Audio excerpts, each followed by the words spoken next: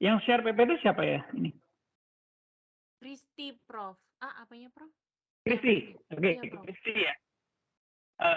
Kristi, nah tolong di slide berikutnya, Kristi.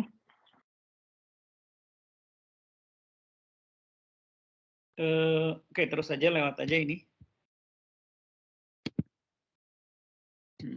Terus. Oke, sebentar. Yang tadi dulu. Oke, yang di atasnya. Ya, ini saya mau mengingatkan aja. Sebetulnya ini harusnya semua mahasiswa ini sudah paham ya, dan sudah bisa mengerjakan. Tapi dalam kenyataannya, baik mahasiswa S1, S2, S3 tetap banyak masalah soal aspek-aspek kebahasaan ya. Jadi saya minta Anda semua belajar lagi ya untuk penggunaan bahasa Indonesia di dalam penulisan. Ya, baik penulisan untuk tugas maupun penulisan untuk tesis nanti ya. Misalnya penggunaan ejaan, bagaimana kalimat yang efektif itu seperti apa, pemakaian tanda baca, kemudian penulisan paragraf atau alinea itu seperti apa, penulisan dan pemilihan kata ya. Jadi itu banyak sekali bermasalah mahasiswa ya. Misalnya sebagai contoh ada tulisan yang seperti ini. Menurut Suryono Sukanto mengatakan bahwa, nah itu salahnya di mana itu? Coba, Dian coba. Suryono Sukanto mengatakan bahwa, gitu. Coba Dian, salahnya di mana itu? Dian Riyama.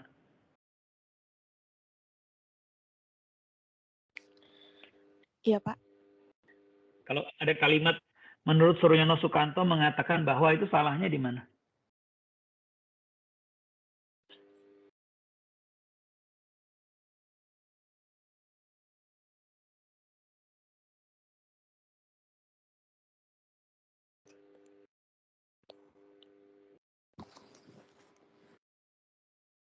Salah betul-betul kalimat itu.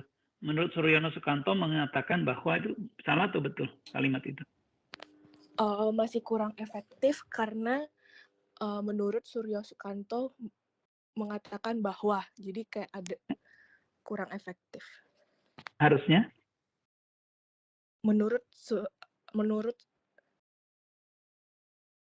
Suryo Sukanto.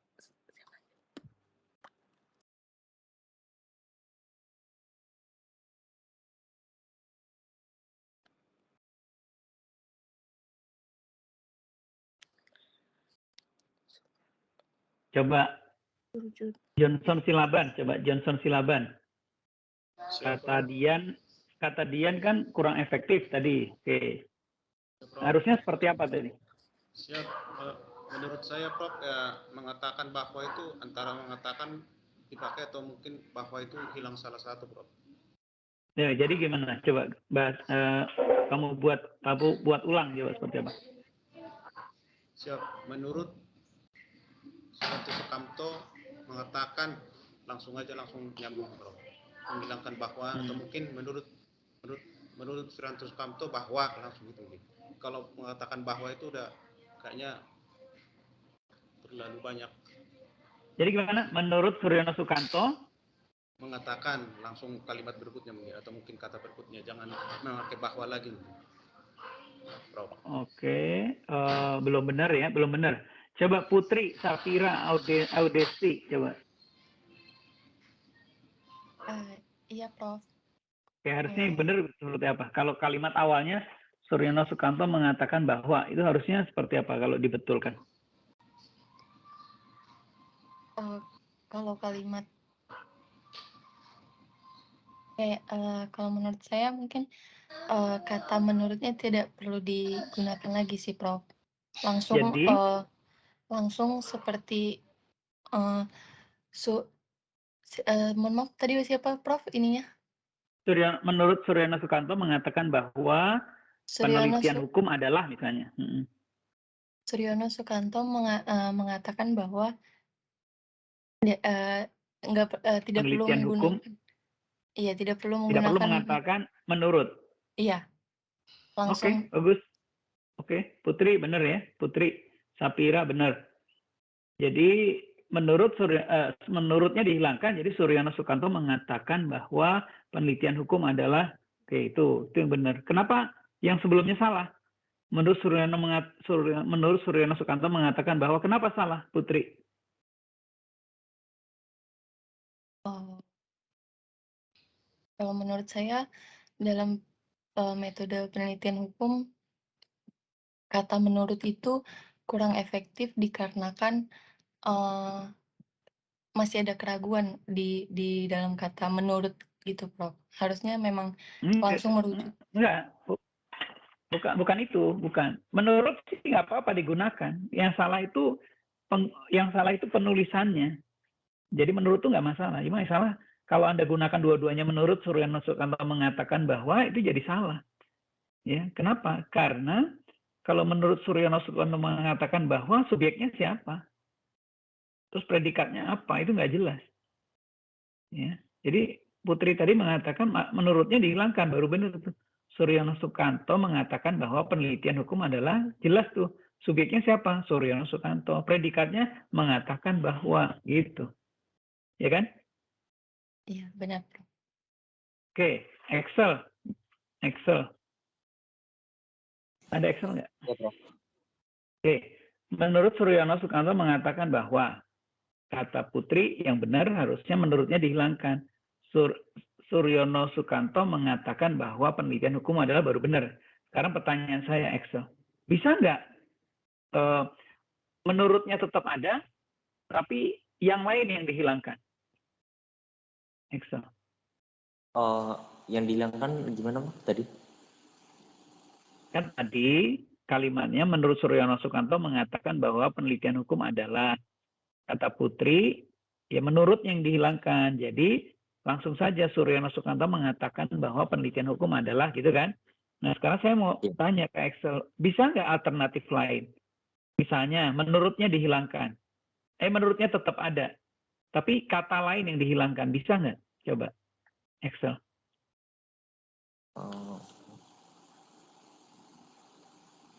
Mungkin kata bahwanya itu, Pak. Ya coba kamu tulis ulang. Menurut Suryono Sukanto mengatakan titik.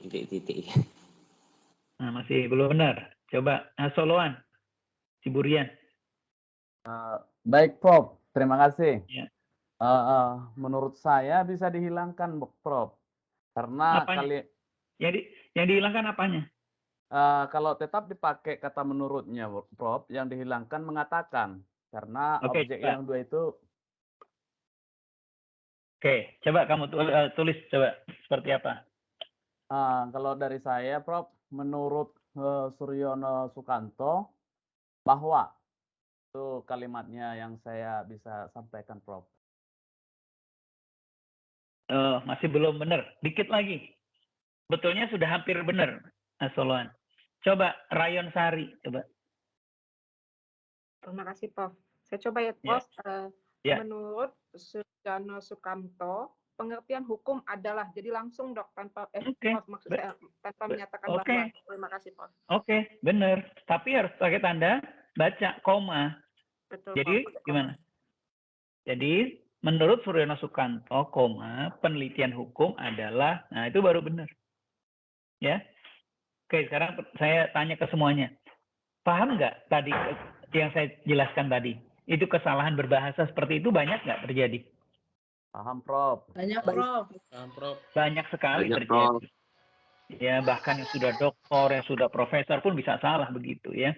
Menurut Suryono Sukanto mengatakan bahwa ya salah, dan itu banyak sekali. Harusnya menurut Suryono Sukanto, penelitian hukum adalah, atau Suryono Sukanto mengatakan bahwa penelitian hukum adalah, baru benar ya.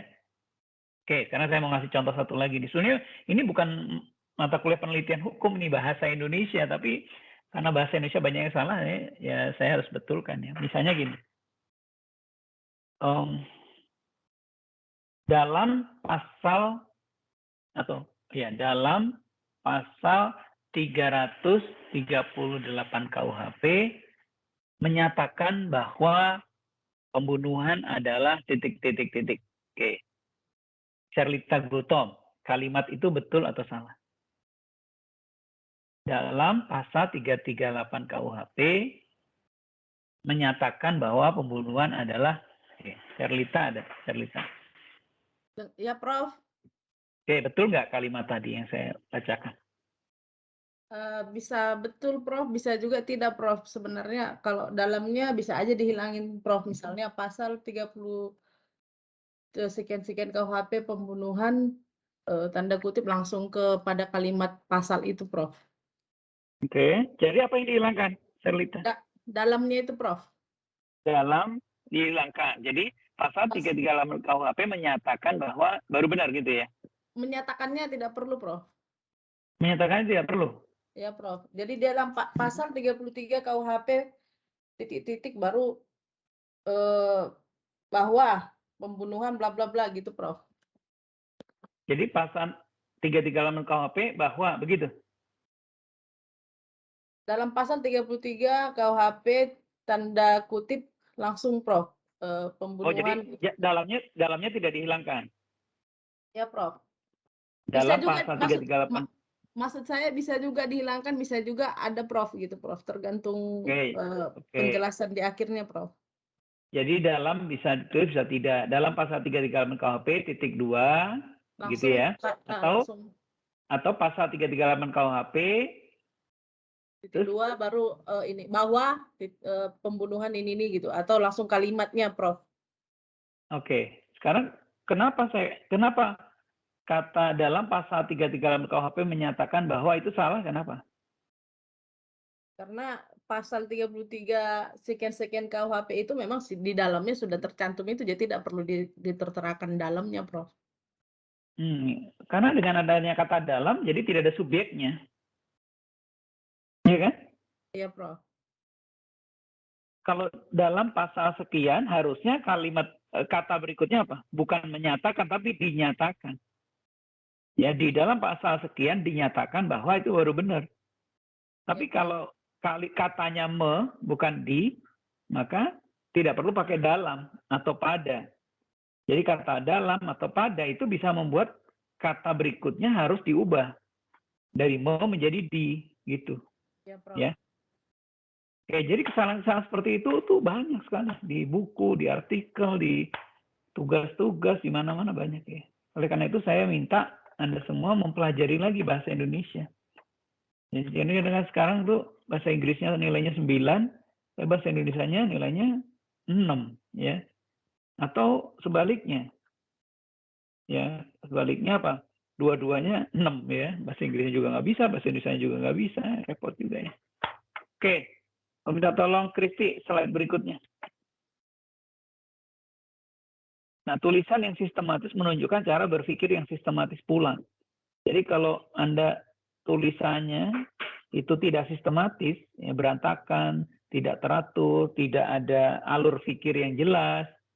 Ya, kalau alur pikir yang jelas itu misalnya apakah itu logikanya deduktif, ya, deduktif itu berarti umum khusus, dari umum ke khusus, atau induktif dari khusus ke umum, atau sebab akibat, ya, atau kronologis, ya, dari awal dulu baru terakhir, ya, atau terakhir dulu baru awal. Jadi pokoknya harus ada alurnya gitu. Nah, kalau tulisan tidak ada alurnya, tidak jelas, ya, tidak sistematis, maka cara berpikir penulisnya juga sebetulnya tidak sistematis. Gitu. Sesimpel itu. Jadi kalau saya membaca tulisan proposal atau tesis atau disertasi atau buku itu tidak sistematis, ya penulisnya cara berpikirnya juga tidak sistematis gitu. Jadi hati-hati ya, menulis itu juga harus sistematis ya. Oke, berikutnya, slide berikutnya Kristi. Ini bisa dilewatkan saja.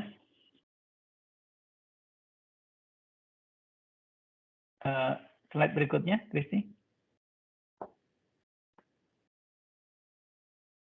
Oke, berikutnya saja.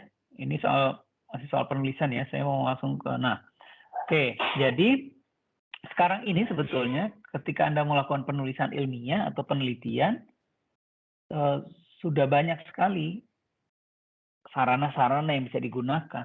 Ya. bahan-bahan atau sources ya, sumber itu banyak sekali Anda bisa peroleh. Ya, misalnya kalau jurnal itu sekarang sudah baik hard copy atau secara online atau digital itu sudah ada ya. Dokumen resmi atau naskah rancangan perundang-undangan atau laporan itu juga ada, online-nya juga ada. Hasil kegiatan ilmiah seperti seminar, konferensi, kemudian diskusi dan sebagainya itu juga sekarang bisa ya diperoleh, dan itu bisa menjadi bahan untuk referensi Anda ya. Kamus atau ensiklopedia bisa juga Anda peroleh. Itu sudah dapat diperoleh baik yang hard copy atau online.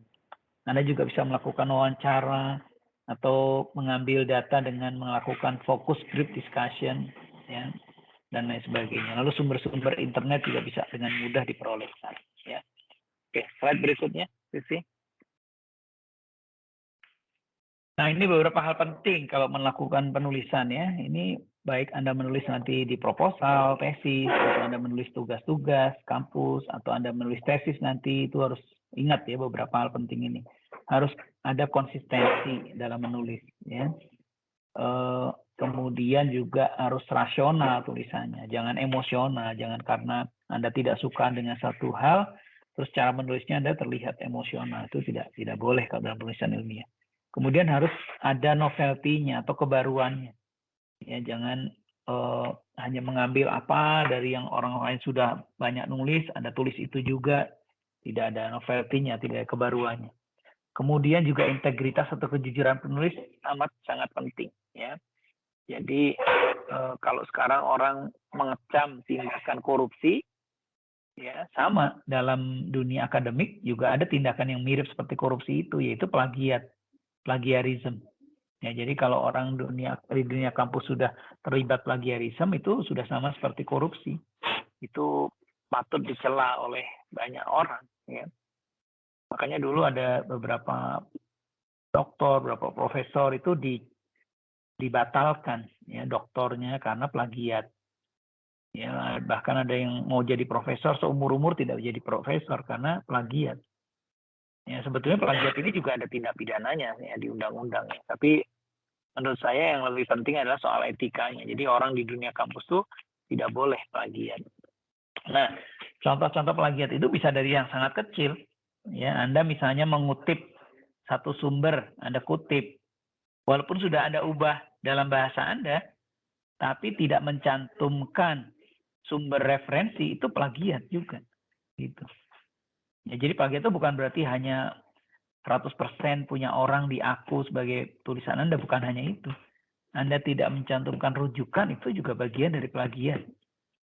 Ya, jadi kalau saya mengutip mengutip penulis A atau B atau C, walaupun hanya sedikit, saya harus cantumkan referensinya. Ini misalnya di catatan kaki atau di body note ya, di dalam misalnya Sukanto, 2000 misalnya, atau Sukanto 1998.2 berapa gitu. Ya. Jadi harus sangat disiplin mahasiswa mencantumkan sumber rujukannya atau referensinya. Anda mengambil sedikit atau banyak, tetap Anda harus mencantumkan. Nah, saya masih menemukan tuh banyak tulisan-tulisan paper atau artikel atau tesis atau skripsi atau disertasi, banyak sekali berhalaman-halaman, banyak paragraf yang tidak ada sumber referensinya.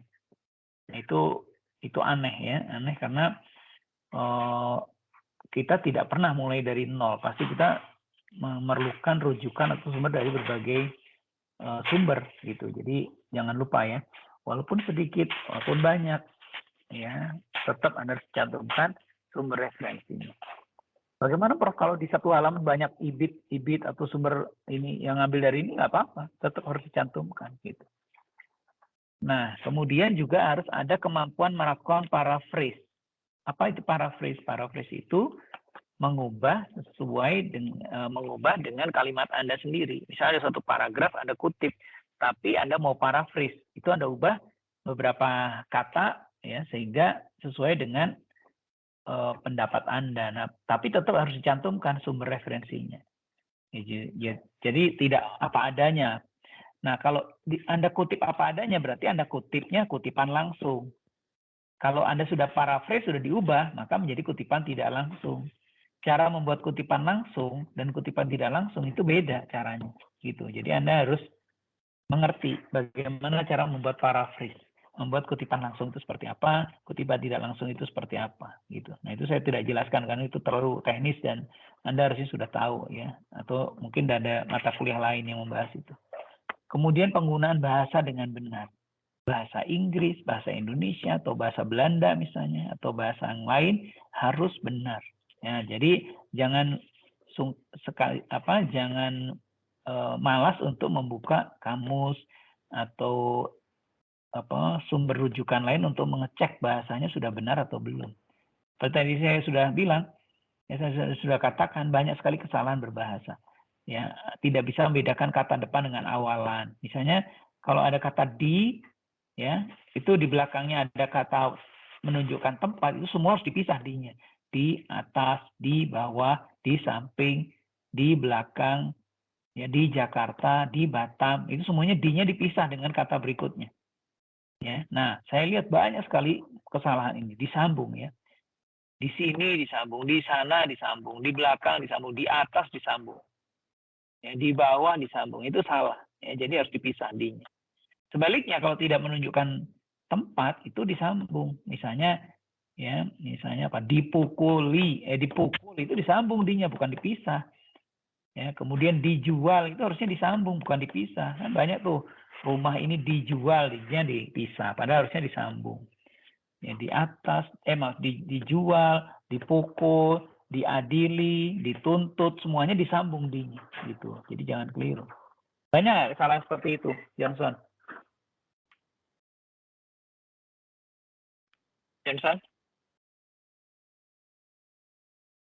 Johnson mana nih? Ya, Prof. Ya. Tolong deh semuanya gambarnya ada deh. Saya soalnya nggak tahu pada ngapain. Coba videonya semua ditunjukkan. Saya nggak mau saya semua pada tidur-tiduran atau santai atau apa ya. Jadi kalau pada nggak siap kuliah, nggak usah kuliah gitu. Kalau saya panggil langsung harus jawab. Ya, oke Johnson. Tadi apa pertanyaan saya? Ya, Prof. Pertanyaan saya tadi apa? Ya, banyak penggunaan di itu salah, Prof. Ya, itu banyak nggak terjadi itu kesalahan? Banyak, Prof. Banyak ya? Ya, Prof. Oke, jadi jangan sampai ikut-ikutan salah gitu. Ya, Prof. Ya. Oke, coba semuanya tunjukkan ininya. Videonya saya nggak mau pada nggak jelas aktivitasnya. Pokoknya kalau kuliah ya kuliah semua gitu. Kalau nggak kuliah semua. Nggak kuliah, kalau nggak bisa kuliah nggak usah. Gitu, ya. Ya, Prof. Oke. Sekarang slide berikutnya. Kristi. Oke, apa itu tesis? Oke, lewat lagi slide berikutnya.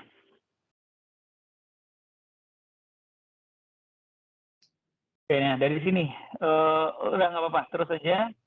Pengertiannya nanti Anda baca sendiri, ya. Oke, terus slide berikutnya. Nah, itu lewat berikutnya. Nah, apa beda tesis dengan disertasi? Prinsipnya sama saja, perbedaannya di cakupannya, skopnya. Disertasi lebih luas daripada tesis. Kedalamannya disertasi lebih mendalam. Disertasi analisisnya lebih analitis, lebih kritis. Tetapi tesis juga tetap analitis. Jadi bukan hanya deskriptif seperti S1. Kalau S1 skripsi itu lebih pada penerapan ya. Pasal 340 diterapkan di misalnya Polres apa gitu. Itu skripsi ya. Jangan tesis nulisnya seperti itu lagi. Tesis itu harus lebih analitis, lebih kritis, lebih banyak diskusinya di dalam pembahasan. Ya.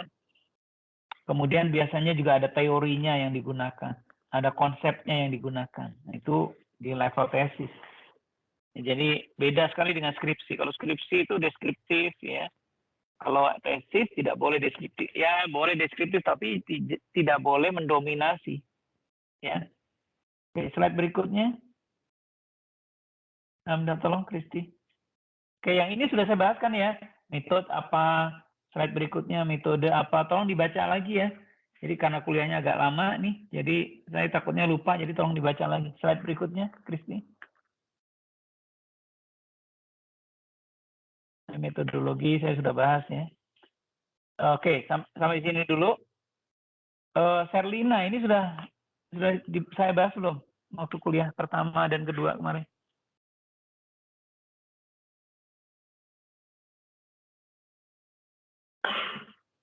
Ingat nggak? Ini sudah saya bahas belum? Serlina datang nggak kuliah pertama? Ya?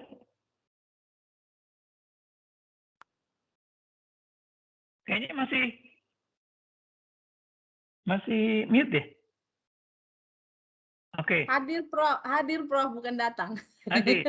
Oke, hadir. Nah, itu sudah saya bahas belum ini? Yang slide yang ini. Sudah, Prof. Pertama, mengadakan penelitian. Sudah? Sudah, Prof. Oke, masih ingat nggak?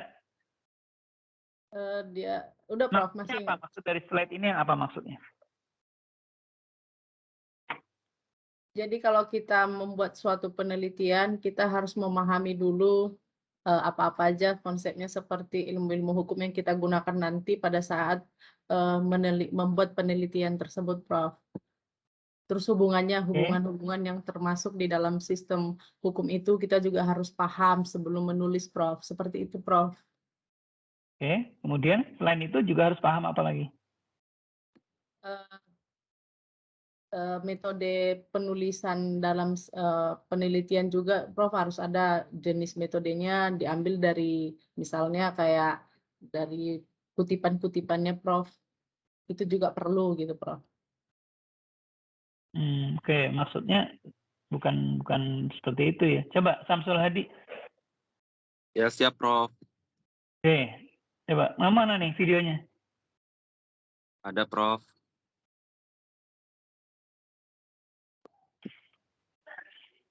Syarat utama apa itu maksud dari?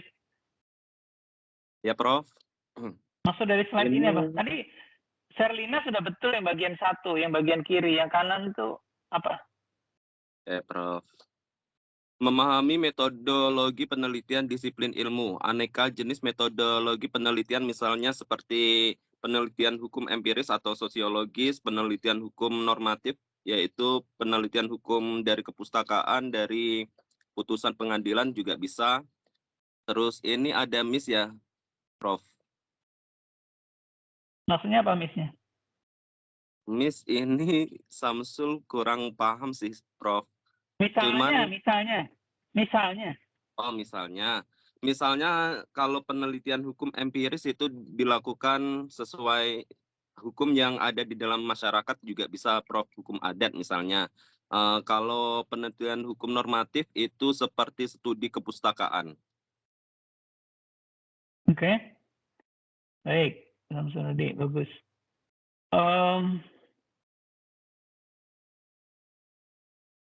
Sofia mana Sofia? Ada Pak. Oke, mana Sofia? Ya, Pak. Aku pula.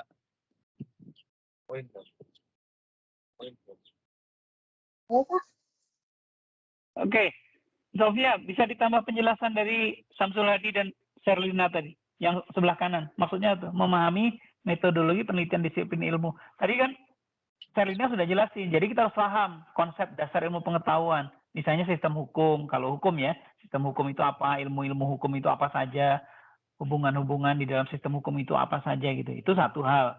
Yang kedua kita harus paham metode penelitiannya. Itu maksudnya apa itu? Kita harus paham itu. Menurut saya Pak, metode penelitian itu yang diartikan itu sebagai proses atau kayak cara ilmiah untuk mendapatkan data yang dapat digunakan untuk keperluan penelitian sih Pak. Oke, ya betul ya. Jadi, baik. Jadi maksudnya begini, kita ini kalau mau melakukan penelitian hukum harus tahu dulu ilmu hukumnya dan tahu metodenya, metode penelitiannya. Sama halnya kalau Anda belajar biologi, Anda tahu ilmu biologinya dan tahu metode penelitian dalam biologi. Jadi Anda bisa melakukan penelitiannya, gitu maksudnya. Jadi Anda tahu ilmunya, ilmu hukum itu apa? Misalnya ilmu hukum dogmatis, ada hukum publik, ada hukum privat. Hukum publik itu apa saja? Hukum pidana, administrasi negara, tata negara. Privat apa saja? Hukum perdata, kewarisan, kebendaan, perorangan, dan sebagainya. Tahu ilmunya ya. Misalnya hak dan kewajiban itu apa, kewenangan itu apa, diskresi itu apa, ya, kemudian sanksi itu apa, norma itu apa, gitu seluk-beluk tentang hukum Anda harus pelajari, harus tahu. Dan Anda tahu metodenya. Jadi kalau Anda mau melakukan penelitian yang maksudnya adalah bagaimana hukum di masyarakat, bagaimana persepsi masyarakat memahami hukum atau melaksanakan di dalam kenyataan sehari-hari, berarti Anda gunakan metode penelitian hukum empiris, gitu kan? Tapi kalau Anda hanya mau meneliti hukumnya apa sih terhadap peristiwa itu, misalnya nih dalam kasus yang lagi rame ya, kasus kematian Brigadir Joshua misalnya.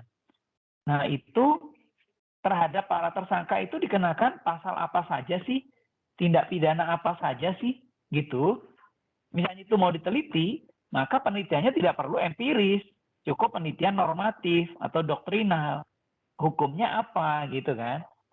Kalau Anda mau pelajari bagaimana berinvestasi di Kota Batam, ya, menurut hukum Indonesia, itu pertanyaan penelitiannya.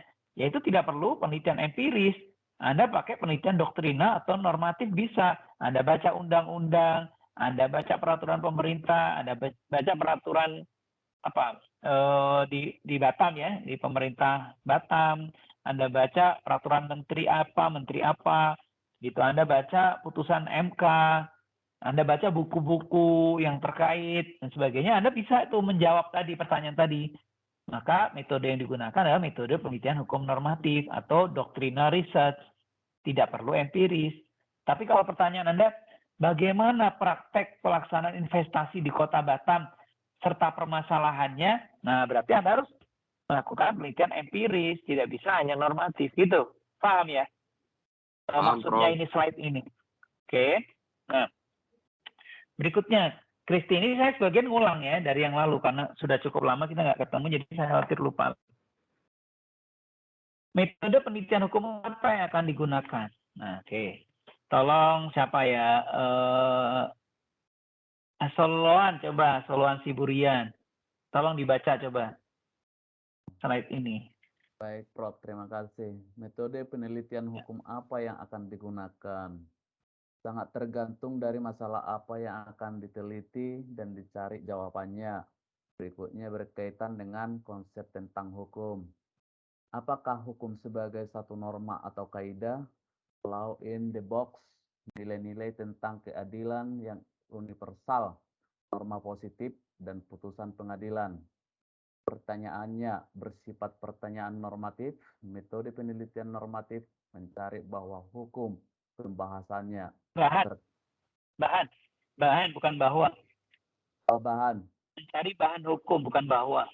Oh, bahan hukum, bahwa pembahasannya serta jawaban juga jawaban normatif. Harus konsisten. Ataukah hukum sebagai suatu sikap, tindak yang nyata, atau keajigan, law in action. Pertanyaan bersifat pertanyaan bukan normatif. Misalnya, bagaimana efektivitas, sejauh mana, bagaimana pengaruh, dan sebagainya. Mencari data primer. Dalam wawancara, survei, pengamatan, menggunakan kuesioner, menggunakan statistik, dan lain-lain. Pembahasan serta jawabannya juga bukan normatif. Terima kasih, Dok. Oke. Suluan, coba. Paham nggak yang dibaca barusan? Maksudnya apa dengan, coba kamu ulangi lagi dengan bahasa Suluan, coba.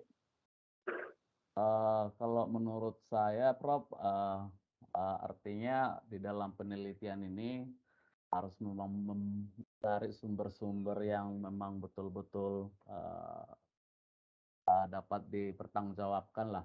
Baru yang kedua harus memakai data-data yang normatif. Itu kira-kira, Prof.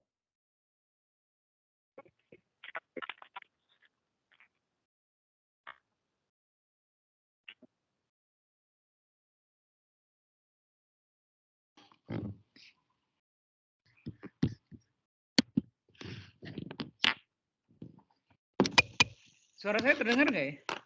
Dengar, Prof.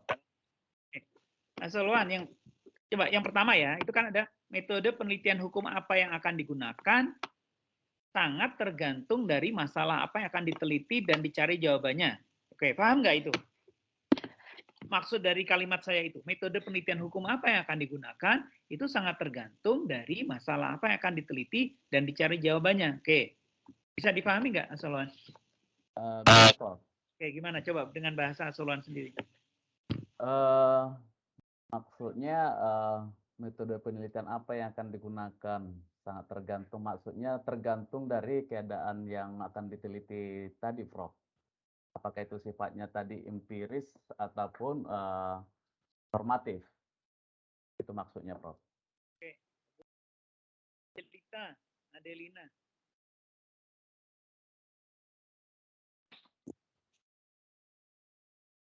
Oke.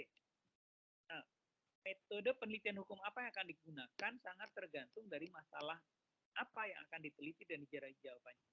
Bisa dipahami nggak? Menurut saya, Prof, maksud dari kalimat ini, jadi kita jika ingin meneliti sesuatu itu kita harus tahu dulu apa permasalahannya. Nah, nanti contohnya kalau masalahnya itu berhubungan dengan kondisi real, maka metode penelitian yang dipakai adalah biasanya berhubungan dengan empiris, metode empiris, Prof. Oke. Begitu. Bagus. Tuan, kita jawabannya sudah. Ya. Ya, Prof. Kalau ya, berkaitan dengan konsepsi tentang hukum, tanya nih, apakah hukum sebagai suatu norma atau kaidah? Maka kita mempelajarinya, hukum itu di law in the books. Hukum di buku, istilahnya law in the books ya. Law in the books itu apa? Misalnya, hukum yang ada di undang-undang, di buku-buku, ya, di peraturan perundang-undangan, dan sebagainya. Itu law in the books. Hukum sebagai norma, sebagai kaidah. Ya. Tapi juga sebagai asas. Itu juga law in the books. Jadi nilai-nilai tentang keadilan itu kan asas ya.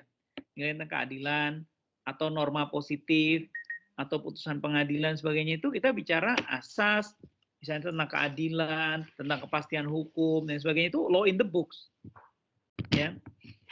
Kemudian bagaimana pengertian dari suatu ketentuan, apa yang dimaksud dengan isi dari suatu pasal, suatu peraturan pemerintah dan sebagainya.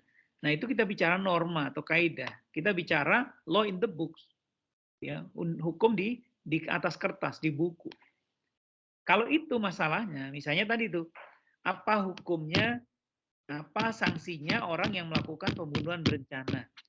Apa prosedurnya untuk berinvestasi?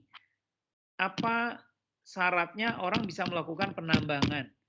Apa implikasi hukum dari bagaimana ketentuan mewaris bagi seorang ayah yang begini. Bagaimana implikasi dari perkawinan antar negara dan sebagainya itu pertanyaan hukum kan? Law in the books kan? Jawabannya ya berarti ya dicari di peraturan perundang-undangan, di buku, di doktrin, ya. Itu berarti menggunakan penelitian hukum normatif atau doctrinal research. Ya. Kalaupun Anda mau wawancara itu oke ya. Jadi dalam penelitian hukum normatif atau doctrinal research bukan berarti tidak boleh wawancara, bukan. Wawancara boleh dilakukan untuk mengkonfirmasi hasil penelitian dokumen. Mengkonfirmasi atau menegaskan hasil penelitian dokumen itu boleh dilakukan. Misalnya ada tanya wawancara dengan ahli hukum, misalnya tanya ke saya, Prof, apa yang dimaksud dengan pengertian dari makar itu apa? Ya, itu. Jadi mengkonfirmasi studi dokumennya dengan wawancara boleh. Tapi tidak perlu melakukan wawancara misalnya mendalam sekali, kemudian dilakukan dengan survei misalnya, atau dengan kuesioner dan sebagainya, tidak perlu kalau penelitian hukum normatif atau doctrinal research. Karena yang mau dicari itu hukumnya apa gitu. Ya, mencari hukumnya apa, implikasi hukumnya apa, ya, pengertian hukumnya apa, asas hukumnya apa, gitu, ya. Oke.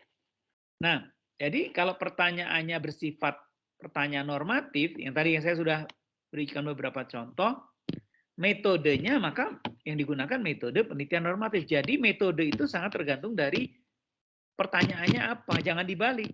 Prof, saya mau penelitian empiris, nggak bisa begitu. Ya, jadi jangan penelitiannya dulu, jangan, Prof, saya mau naik kereta, loh, kamu mau kemana? Saya mau, misalnya ya, dari Batam mau ke apa Tanjung Pinang ya? Tanjung Pinang, Prof. Ibu kota Tanjung Pinang kan? Iya, Prof. Misalnya gini, misalnya nih, Prof, pokoknya saya memilih menggunakan metode perjalanannya naik kereta. Dulu, kok naik kereta dulu? Kamu kemana? Saya mau ke Tanjung Pinang. Lah, kalau mau ke Tanjung Pinang, harusnya naik apa? Saya belum pernah. Naik kapal, Prof. Naik kapal, Prof. Kapal, Prof. Sama aja. Oke, naik apa? Boot ya? Kapal. Ferry. Jadi pertanyaannya, bagaimana cara saya pergi dari Batam ke Tanjung Pinang? Itu pertanyaannya ya. Jawabannya naik kapal. Bisa nggak naik pesawat? Nggak bisa ya. Baru naik udah turun ya. Iya, Prof. Kecuali helikopter mungkin ya. Oke ya. Jadi metodenya bisa naik kapal, bisa naik helikopter gitu kan. Tapi jangan langsung, Prof, saya mau naik helikopter loh, mau kemana?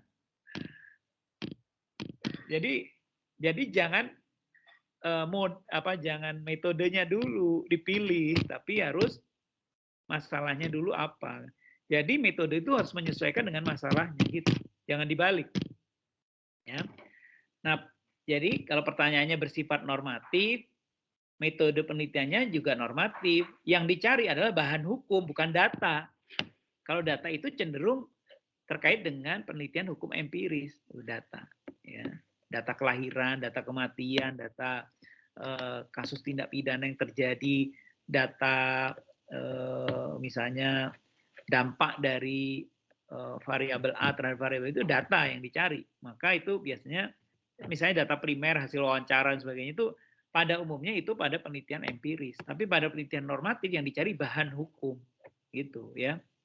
Yang mencari bahan hukum primer, bahan hukum sekunder, bahan hukum tersier itu yang dicari pada penelitian hukum normatif atau doktrina gitu ya. Nah, demikian pula pembahasannya maupun jawabannya nanti juga normatif. Jangan pertanyaannya normatif tapi pembahasannya empiris. Jawabannya empiris, itu jaka sembung, kagak nyambung. Atau sebaliknya, ya, pertanyaannya empiris, apa pengaruh dari kedatangan imigran, misalnya apa pengaruh dari budaya Barat terhadap budaya Indonesia, itu kan empiris tuh pertanyaannya ya. Jawabannya bukan normatif.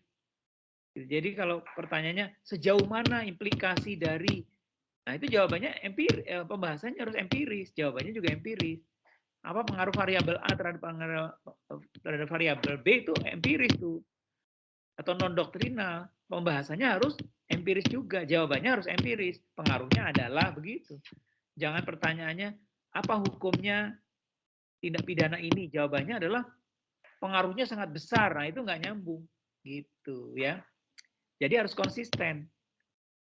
Begitu juga kalau yang dicari adalah bukan hukum sebagai kaidah atau sebagai norma, tapi hukum sebagai suatu sikap tindak yang nyata atau keajegan. Keajegan itu yang terus-menerus dilakukan. Ya. Atau apa sih yang sebetulnya hukumnya apa sih di masyarakat gitu. Kalau seorang misalnya ya di suatu daerah tertentu orang belum menikah melakukan hubungan seksual di daerah tertentu itu ada hukumnya. Atau kalau Anda menabrak binatang hewan peliharaan di suatu daerah tertentu, hukumnya apa? Mungkin belum tentu hukum positif, belum tentu pasal di dalam KUHP, tapi hukum adat, ya, hukum yang berlaku di masyarakat. Nah, kalau itu pertanyaannya, maka jawabannya itu kan law in action, hukum di dalam kenyataannya, bukan law in the books itu. Maka jawabannya Anda harus melakukan penelitian empiris, harus terjun ke sana, ke daerah itu. Anda bisa melakukan pengamatan atau observasi, misalnya ada suatu kejadian, terus kemudian ada sidang peradilan adatnya, atau bagaimana masyarakat itu menyelesaikannya secara mediasi misalnya, atau Anda melakukan wawancara mendalam terhadap tokoh-tokoh adat atau keluarga-keluarga di sana, atau Anda melakukan participant observation, pengamatan terlibat di situ, atau Anda melakukan survei terhadap penduduk di situ. Nah, itu. Jadi kalau pertanyaannya sifatnya empiris atau non-doctrinal research, non-doctrinal question, ya, atau pertanyaan empiris tadi, pertanyaan yang berkaitan dengan law in action, hukum di dalam kenyataannya, maka metodenya adalah metode penelitian hukum empiris atau non-doctrinal research. Berarti Anda mencari data, itu data primer, bukan bahan hukum lagi. Bahan hukum boleh Anda kumpulkan, Anda bahas dulu boleh, tapi yang lebih penting adalah Anda cari data primer. Dengan apa? Data yang langsung ambil dari sumbernya. Kalau data sekunder, misalnya bahan hukum primer, bahan hukum sekunder, tersier, itu sudah ada dia. Misalnya ada bentuk undang-undang, itu sudah ada kan? Atau dalam bentuk buku. Tapi kalau bahan hukum, atau data, bukan bahan, tapi data primer, belum ada. Anda harus terjun ke lapangan. Harus melakukan wawancara, survei, pengamatan terlibat, menggunakan kuesioner, menggunakan statistik, dan sebagainya. Juga pembahasannya harus pembahasan yang cocok dengan penelitian empiris atau non-doktrinal. Dan jawabannya juga jawaban yang empiris atau jawaban yang non-doktrinal. Kesimpulannya juga begitu. Gitu ya. Bisa difahami ya. Oke, sampai di slide ini. Ada pertanyaan, silakan.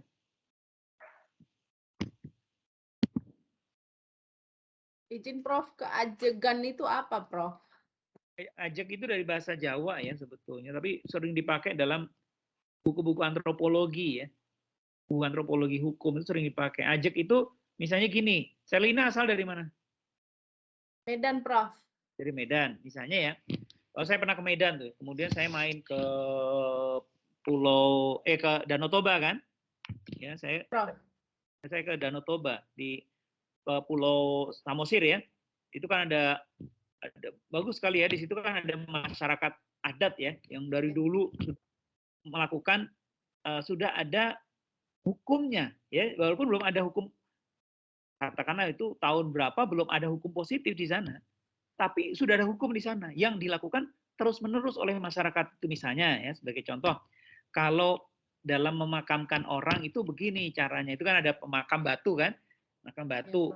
Nah, itu adalah sesuatu yang ajak terus-menerus dilakukan oleh masyarakat di Samosir.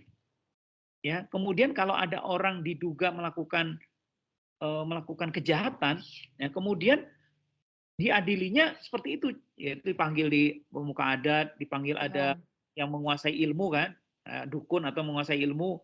Untuk apa? Dia harus melawan ilmu hitam dari si terdakwa misalnya. Nah, itu keajegan terus-menerus sampai ke anak cucu itu dilakukan terus. Nah, itu keajegan. Itu hukum juga. Ya, walaupun belum ada undang-undangnya, itu tetap ada hukum di situ gitu. Karena hukum itu tidak identik dengan peraturan perundang-undangan. Bagi masyarakat misalnya, kan tadi saya contohkan ke Samosir. Tapi kalau Anda datang ke Kalimantan atau Anda datang ke Sulawesi, Anda datang ke Papua, itu juga ada keajegan tertentu. Ya. Kalau daerah saya itu di Jawa Tengah bagian selatan itu juga ada keajegan tertentu di sana yang terus-menerus dilakukan gitu. Itu Selina ya. Terima kasih, Prof. Ya, baik.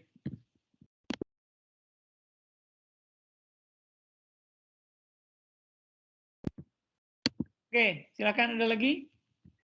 Yang lain? Setelah Selina ada yang mau tanya lagi? Sampai di penjelasan saya tadi bisa ditangkap nggak? Jadi Anda sekarang harus menentukan ini. Saya mau meneliti apa, pertanyaannya apa, itu pertanyaan itu paling penting. Nyari masalah itu penting. Ya. Prof, mau nanya Prof, izin. Nah, sebentar. Yopta ya? Iya Prof. Kan Yopta. Iya, mau nanya Prof. Kan saya baru-baru ini lagi ngikutin yang sosiolegal Prof. Dari Dr. Afandi itu Prof. Pak Rizal Afandi Prof. Oh, Pak Rizal ya. Iya, yang kan dokter juga Prof juga yang jadi ini kan nguji pas disertasi itu. Iya, iya. Mau nanya Prof, secara garis besar tuh gimana ya Prof ya? Maksudnya tentang kan itu memakai non inilah ya, non hukum lah ya, dengan etnografi, terus dengan basic dari Prof Faz Rizal itu Dr. Faz Rizal itu kan sebagai sosiolog juga kan, psikologi juga kan gitu Prof. Itu saya mau memahami itu aja sih Prof, apalagi dengan penelitian dia yang tentang kejaksaan itu bagi saya sangat-sangat menjawab pertanyaan hari ini deh Prof gitu loh. Itu aja sih Prof secara garis besar. Oke, Yopta. Bagus, pertanyaan Yopta ini bagus. Tolong yang lain perhatikan juga. Jadi begini, yang diteliti oleh Pak Rizal Afandi itu penelitiannya bagus sekali. Jadi yang diteliti itu soal bagaimana kejaksaan di Indonesia. Ya. Misalnya gini, apa sih pengaruh dari politik, ya, kekuasaan politik atau tradisi militerisme di Indonesia terhadap hukum, ya. Kemudian bagaimana jaksa itu dinamika perkembangan tugas dan kewenangan jaksa itu seperti apa. Kemudian bagaimana di dalam kenyataannya jaksa itu melakukan tugas dan kewenangannya, pengaruh-pengaruh apa saja yang mempengaruhi pelaksanaan tugas dan kewenangan jaksa dan sebagainya gitulah ya. Termasuk juga apa yang mempengaruhi lahirnya undang-undang tentang kejaksaan dan apa pengaruh dari peraturan undang-undangan yang baru terhadap kultur kejaksaan gitu ya. Nah, itu pertanyaan-pertanyaan tadi ya Yopta ya dan teman-teman. Itu kan tidak terjawab di undang-undang kan? Kalau Anda baca di undang-undang, itu nggak terjawab itu. Apa sih yang mempengaruhi lahirnya undang-undang kejaksaan? Itu tidak ada sih sedikit, cuma dikonsideran, tapi tidak terlalu tidak terlalu menjawab itu, ya. Nah, jadi kalau pertanyaan Anda itu sudah sampai sejauh itu, Anda mau nggak mau melakukan penelitian sosiolegal. Anda melakukan penelitian dengan menggunakan ilmu-ilmu lain di luar yang legal, di luar yang hukum, ya, di luar hukum. Walaupun kita kan sebagai orang hukum, misalnya saya tidak mungkin saya menjadi sehebat sosiolog.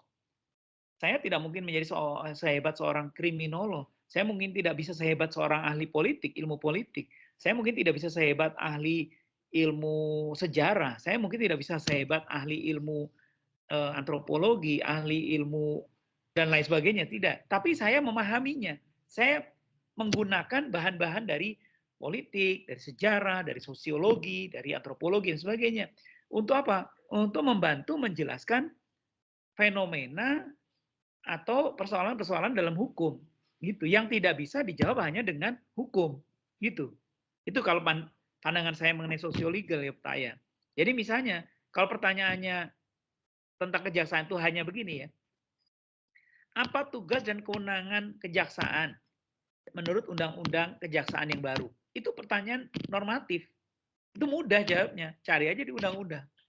Lihat tugasnya apa, kewenangannya apa, haknya apa, gitu kan. Gampang itu. Itu doktrina research. Tidak perlu sosiolegal. Ya. Tapi kalau pertanyaan Anda, apa sih sebenarnya yang mempengaruhi undang-undang kejaksaan sampai seperti itu? Faktor politik apa? Nah, Anda harus baca dari buku-buku politik atau bahkan Anda wawancara. Ya. Anda harus wawancara misalnya dengan ahli-ahli ilmu politik atau dengan misalnya pengambil kebijakan pada saat itu, gitu ya. Tanpa Anda harus menjadi seorang ahli ilmu politik.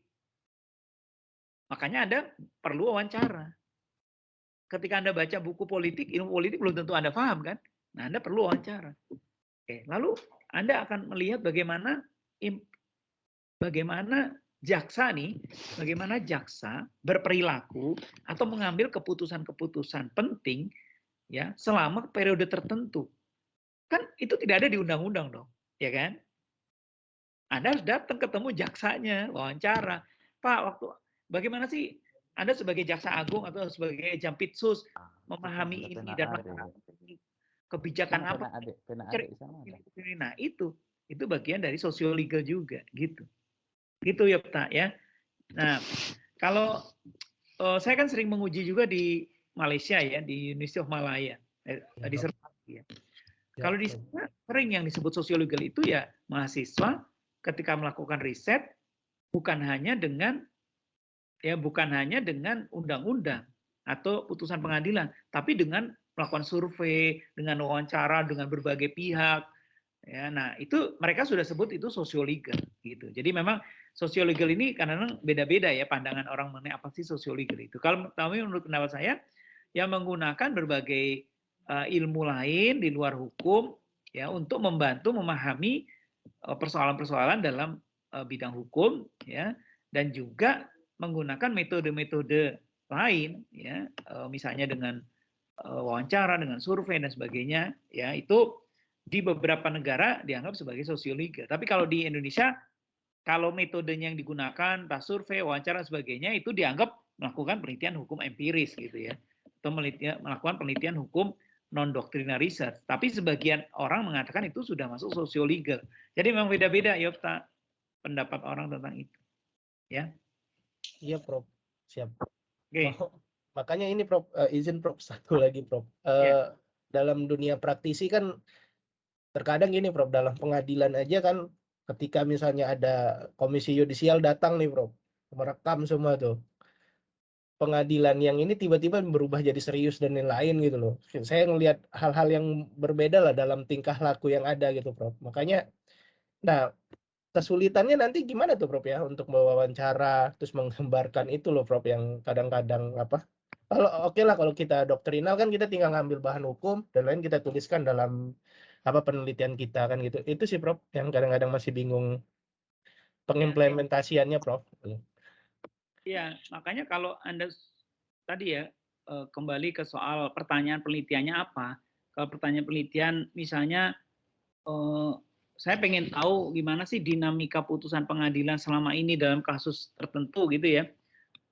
Tentu Anda mempelajari berbagai putusan pengadilan selama misalnya 10 tahun. Nah, di putusan pengadilan itu Anda bisa lakukan sosiolegal juga, walaupun itu bahan hukum kan, putusan-putusan pengadilan, tapi kajiannya bisa kajian sosiolegal.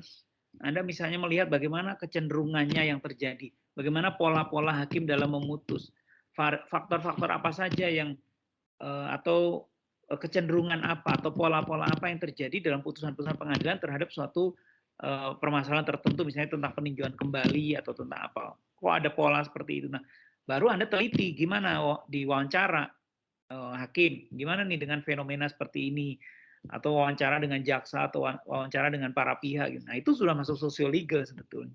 Ya. Gitu ya. Thank you, Prof. Ya. Oke, silakan yang lain. Oke, kalau belum ada, minta tolong Kristi, boleh slide berikutnya.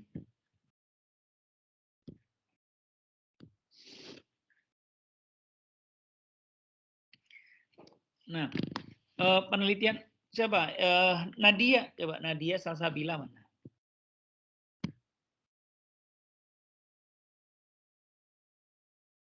Nadia? Nadia Salsabila? Mana ya?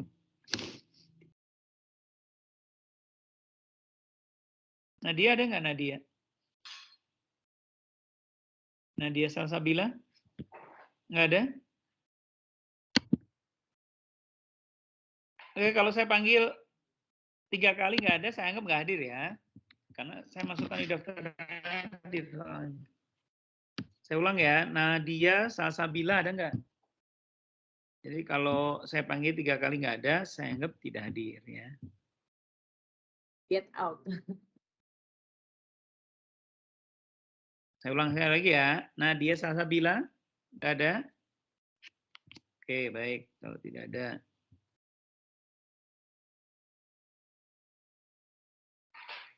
Oke, berikutnya Dian Riyama ada tadi. Dian, silakan. Baik, Tolong Prof. slide yang ini. Penelitian hukum. Pertama, penelitian merupakan suatu kegiatan ilmiah yang berkaitan dengan analisa dengan konstruksi yang dilakukan secara metodologis, sistematis, dan konsisten, menurut Surjono Sukanto. Lalu yang kedua, penelitian hukum merupakan suatu kegiatan ilmiah yang didasarkan pada metode sistematika, dan pemikiran tertentu yang bertujuan untuk mempelajari satu atau beberapa gejala hukum tertentu dengan jalan menganalisanya. Kecuali itu, maka juga diadakan pemeriksaan yang mendalam terhadap fakta hukum tersebut untuk kemudian mengusahakan suatu pemecahan atas permasalahan yang timbul di dalam gejala yang bersangkutan. Juga menurut Surjono Sukanto. Oke, Dian, paham nggak yang tadi dibaca? Maksudnya apa? Dan bahasa Dian sendiri coba.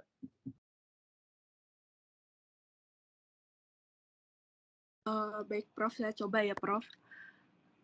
Jadi menurut Surjono Sukanto, penelitian hukum itu kegiatan ilmiah, di mana kalau kegiatan ilmiah itu ada metodenya, ada sistematikanya yang sudah ditentukan dengan yang bertujuan untuk mempelajari atau menganalisis suatu permasalahan di masyarakat. Contohnya begitu. Oke, Dian, coba kasih contoh suatu kegiatan yang bukan penelitian hukum.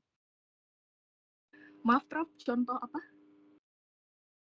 Sudah, suaranya kedengeran jadi. Oke, suatu contoh kegiatan, misalnya kegiatan oleh dosen, kegiatan oleh mahasiswa yang terkait dengan pertanyaan hukum, tapi tidak dilakukan penelitian hukum. Contohnya seperti apa? Jelas, Prof. Suara saya masih jauh ya? Jelas, Prof. Kristi. Lebih baik ini, Prof. Suara saya masih kecil ya? Udah jelas, Prof. Sudah jelas sekarang? Jelas, Prof. Jelas, Prof. Oke, sudah dibaca kan PPT-nya semuanya? Sudah ya? Sudah, Prof. Oke, baik. Sebentar. Ada yang belum sekali berpendapat siapa ya? Ada nggak yang belum saya panggil? Ronald. Serlina udah. Kristi udah. Johnson udah. Hasolowan udah. Yang belum Ronas, Dian baru muncul ya? Dian udah dari tadi. Yang belum muncul Nadia ya? Nah. Pak, maaf Pak, saya ada jelek Pak, HP-nya nggak saya bawa, lagi saya charge Pak. Oke, jadi tadi nggak ngikutin kuliahnya dong? Tadi saya ikutin kok Pak, cuma pas saya kamar mandi tadi 10 menit, pas saya balik teman-teman saya ngechat di grup, katanya dipanggil sama Bapak. Ada, Ronald, setelah itu Nadia, apa pertanyaan dari PPT?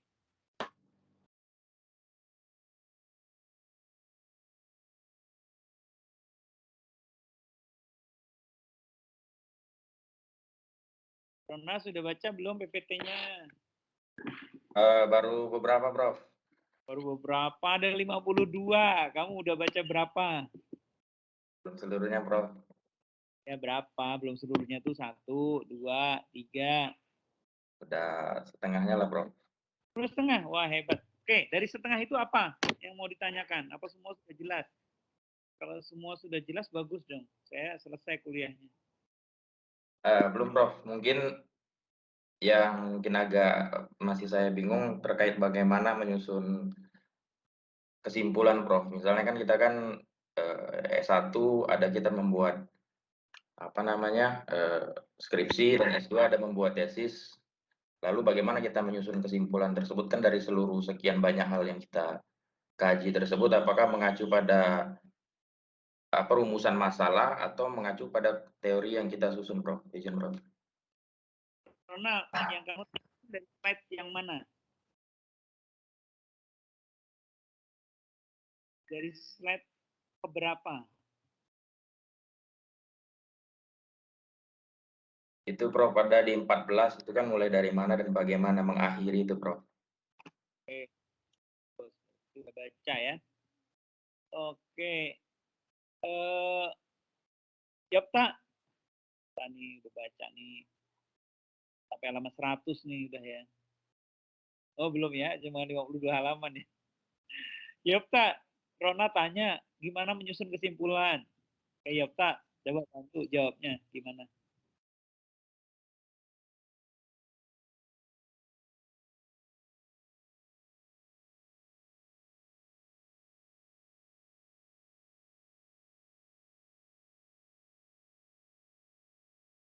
Ya, Prof. Yokta, dengar nggak suara pertanyaan saya? Tadi Iya, Prof. Ronald, gimana cara nyusun kesimpulan? Saya juga masih menanyakan itu, Prof. Makanya tadi kan saya tanya juga sama Prof Saya masalah coba, Prof. Serlina, siapa? Serlina atau Rayun? Rayun. Serlina, Prof. Rayun juga boleh, Serlina. Prof. Kalau Oke, menurut saya, Prof, dari metodologi penelitian yang sempat saya baca ini, Prof, kalau untuk membuat suatu kesimpulan itu kita mengacu kepada rangkuman yang telah kita buat dalam pembahasan, terus dalam pertama dari pendahuluan dulu, itu kita rangkum, kemudian di dalam pembahasannya kita rangkum semua, dalam intinya itu lebih ke pertama itu apa permasalahan yang kita dapat dan kemudian jawaban dari permasalahan itu, dan kemudian kita buat dengan saran gitu, diakhiri dengan saran. Terima kasih, Prof. Rayun, menambahkan silakan. Boleh, Prof. Suara Prof kok jauh lagi, Prof. Jauh lagi ya? Saya ganti pakai HP aja deh. Boleh, Prof. Oke, lanjut. Jawabannya lanjut. Oke, Prof, saya coba ya, Prof. Kesimpulan yang dipertanyakan sama Bang Yokta, kita kan sebelum kita melakukan penelitian, kita kan akan mencari masalahnya dulu gitu ya, Prof ya. Baru kemudian kita akan menemukan rumusan masalahnya. Nah, kesimpulan yang kita buat itu tidak jauh dari rumusan masalah kita gitu loh, Dok. Prof, maksud saya. Seperti pertanyaan dalam penelitian. Nah, jawabannya itu harus sesuai dengan pertanyaan itu. Kemudian yang lebih fokus kita bahas itu mengenai hasilnya gitu, Prof. Jadi kita tidak jauh-jauh dari pertanyaan penelitian kita, hipotesa atau apapun jenisnya itu, rumusan masalahnya itu tuh nggak jauh gitu loh, Prof. Jadi nggak melenceng, nggak lari kemana-mana, sesuai dengan pertanyaan. Jadi jawabannya itu sesuai dengan pertanyaan. Kemudian nanti ya, seperti yang ditambahkan Kak Sherly, ditambahkan dengan nanti kesimpulan dan sarannya gitu loh, Prof. Terima kasih, Prof. Oke, bagus. Bagus. Ada yang mau nambahkan lagi? Ronald, sudah jelas belum? Saya kecil kalau pakai ini. Saya biasanya pakai Zoom. Oh, sebentar ya, sebentar. Saya lagi kecil lagi ya suara saya ya? Iya, Prof. Saya coba ini dulu, install dulu di HP.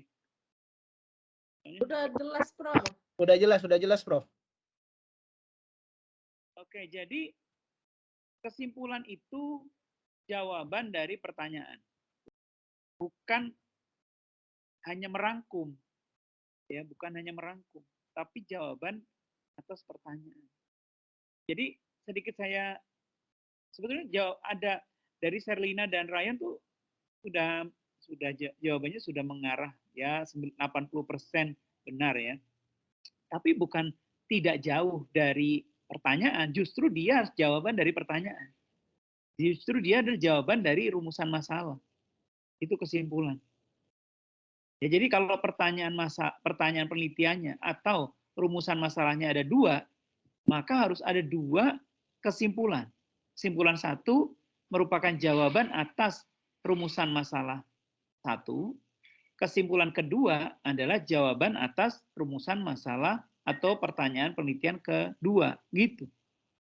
Jadi fokus tuh. Makanya kalau saya baca tesis itu gampang saja. Setelah lihat latar belakang, lihat rumusan masalahnya apa.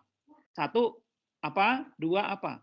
Terus saya lihat adakah bab yang membahas rumusan masalah satu, adakah bab yang khusus membahas rumusan masalah dua.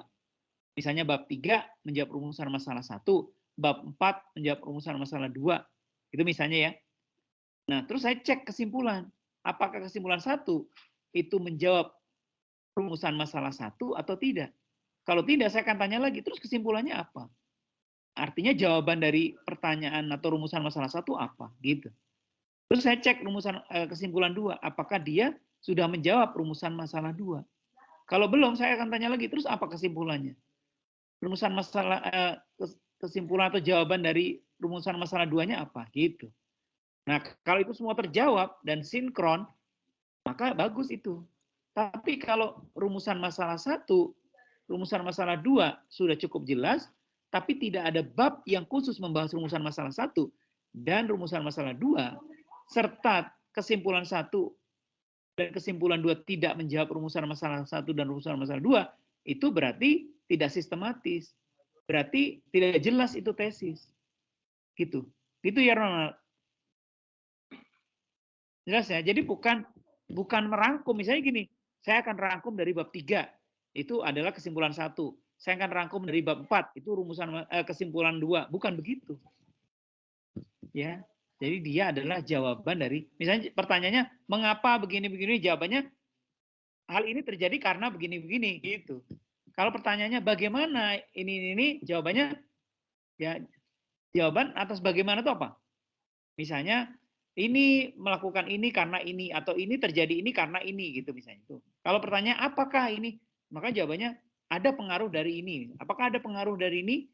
Pertanyaannya, jawabannya, ada pengaruh dari variabel ini terhadap variabel ini. Gitu. Apa implikasi hukumnya? Implikasi hukum dari ini adalah, gitu kesimpulannya. Ya, sama dengan kalau saya tanyakan, Ronald, kamu udah makan belum? Saya sudah makan, Prof. Itu jawabannya. Bukan, Ronald, kamu sudah makan belum? Ya, terus jawabannya atau kesimpulan dari ini setelah kamu pikirkan pertanyaan saya, terus saya tadi pergi dari rumah saya jam 5. Terus kemudian saya pergi ke warung. Di warung itu ini itu rangkuman dari yang kamu kerjain, bukan ini jawabannya apa gitu. Gitu ya. Oke. Berikutnya Nadia. Nadia, apa yang kamu tidak pahami dari PPT yang saya berikan tadi? Saya mau bertanya tentang tujuan penelitian, Dok. Di dalam PowerPoint itu kan dijelaskan itu pada hakikatnya mengungkapkan apa yang hendak dicapai oleh peneliti. Kemudian tujuan penelitian ini dirumuskan secara deklarasi. Maksudnya dirumuskan secara deklarasi bagaimana ya, Dok? Untuk menggaris tujuan penelitian ini. Terima kasih. Deklaratif. Deklaratif itu apa? Dideclare. Ya, I have to declare, dijelaskan gitu. Jadi bukan implisit tapi deklaratif, dideklarasikan, dirumuskan dengan jelas gitu.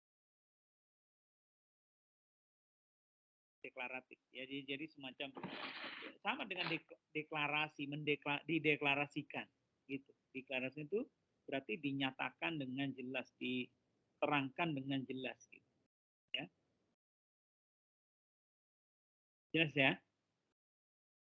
Balik lagi ke Ronald. Ronald, pertanyaannya apa lagi selain itu? Selain izin, Prof. Ya.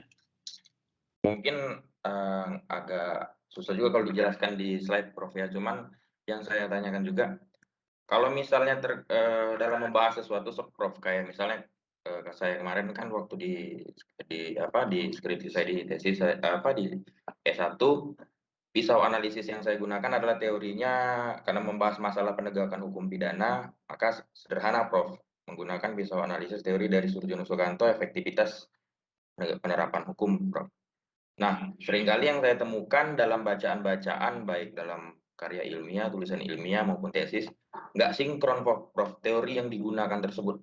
Ujung-ujungnya kemana-mana dan tidak membahas, tidak mengupas secara mendalam apa yang menjadi topik permasalahan dalam tesis tersebut. Nah, pertanyaannya, satu, apakah menggunakan teori sebagai pisau analisis itu wajib dalam pembahasan tesis misalnya? Dan yang kedua, bagaimana cara menentukan agar teori yang kita gunakan tersebut benar-benar efektif dan dapat mengupas permasalahan yang akan kita bahas dalam tesis ataupun karya ilmiah kita, Prof. Terima kasih, Prof. Excel, apa jawaban dari pertanyaan Ronald tadi apa?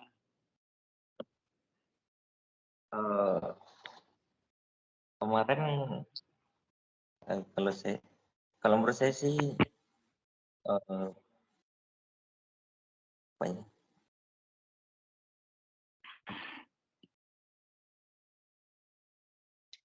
Di PPT saya udah jelasin kan? Belum pada baca PPT-nya nih. Di PPT saya kan ada. Kalau menurut saya, Prof, teorinya apa disesuaikan dulu dengan jenis metode penelitiannya, atau apakah itu penelitian normatif atau penelitian empiris. Kalau teori empiris biasanya yang sering saya temui teori hukum progresif misalnya, atau teori efektivitas hukum. Sedangkan kalau teori normatif mungkin seperti teorinya Hans Kelsen, teori hukum murni dan seterusnya. Terima kasih. Oke. Excel jawabannya benar, tapi kayaknya pertanyaan Ronald bukan itu sih ya. Pertanyaan Ronald, teori itu kenapa jadi kemana-mana bahasnya gitu kan? Terus apakah itu digunakan sebagai pisau analisis atau untuk apa sih teori itu gitu? Excel, coba. Menurut kamu gimana?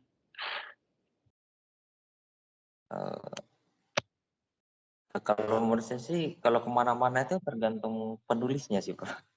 Apakah dia memahami betul maksud dari teori itu, atau memang dia cuma hanya memperbanyak halaman saja. Kalau menurut saya, kalau sampai kemana-mana, halo? Excel, teori itu harusnya digunakan untuk apa dalam suatu penelitian? Kalau menurut saya, kerangka berpikir. Kalau ukur bagaimana cara kita menyusun suatu argumentasi itu koheren, tidak kemana-mana, malah justru tujuannya teori supaya kita bisa membahas sesuatu itu tidak tidak kontradiktif, kita bisa membuat suatu argumentasi yang tidak kontradiksi interminis, atau satu argumentasi dengan argumentasi yang lain itu tidak bertentangan atau koheren. Kalau menurut saya justru teori itu sangat penting untuk buat kita pembukaan, pembahasan dan kesimpulan itu semuanya koheren. Terima kasih, Prof. Jawaban Excel bagus ya. Jadi teori itu justru mengarahkan kita, si peneliti ini, agar tidak kemana-mana justru. Jadi kita agar teori itu kita gunakan untuk membantu si peneliti memahami hasil penelitiannya. Ya. Kenapa? Ya karena teori itu kan disusun oleh ilmuwan, oleh orang yang sudah mapan ya, sudah punya pengetahuan yang luas, punya melakukan penelitian yang sudah mendalam, sehingga dia mengeluarkan teori, sehingga teori yang kita gunakan tadi kita terapkan terhadap hasil-hasil penelitian kita bedah, kita analisis, kita lihat dengan itu, sehingga justru harusnya tidak kemana-mana, Rona, harusnya ya, justru lebih fokus dia. Nah tapi yang penting harus cocok tuh teori yang kita gunakan dengan rumusan masalahnya itu harus cocok. Kalau nggak cocok ya jadi kemana-mana, ya kan? Misalnya kita mau menyorot soal ini yang saya kemarin lagi penelitian soal sebentar.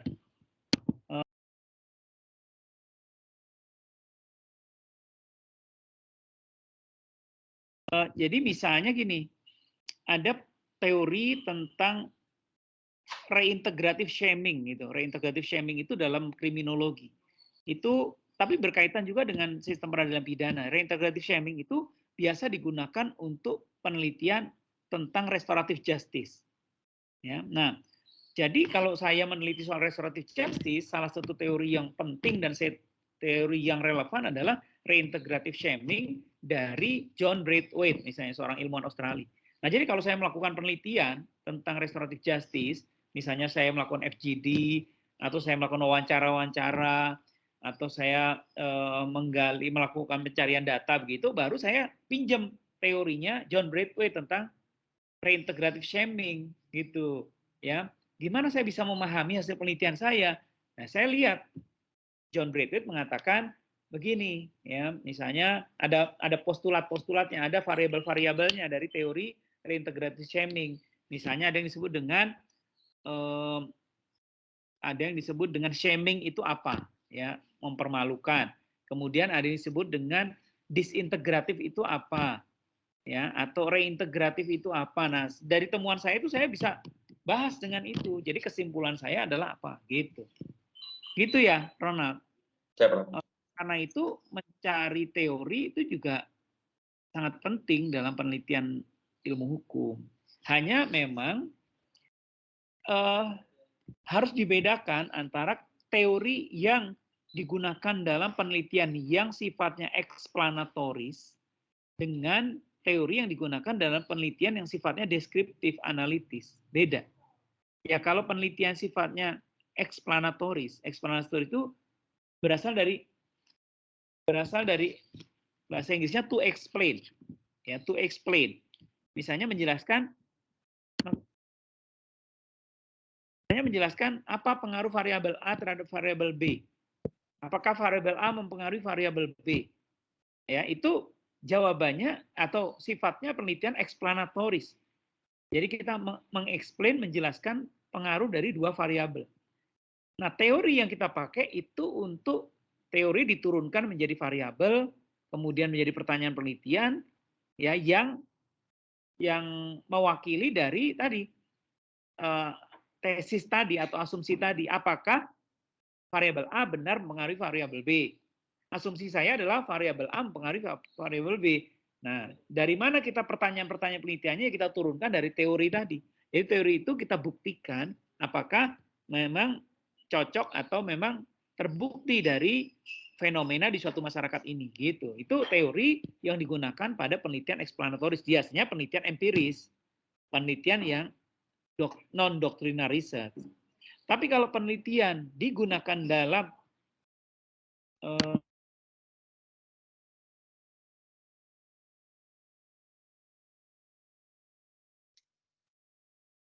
kalau teori digunakan dalam penelitian normatif, itu bukan begitu fungsinya.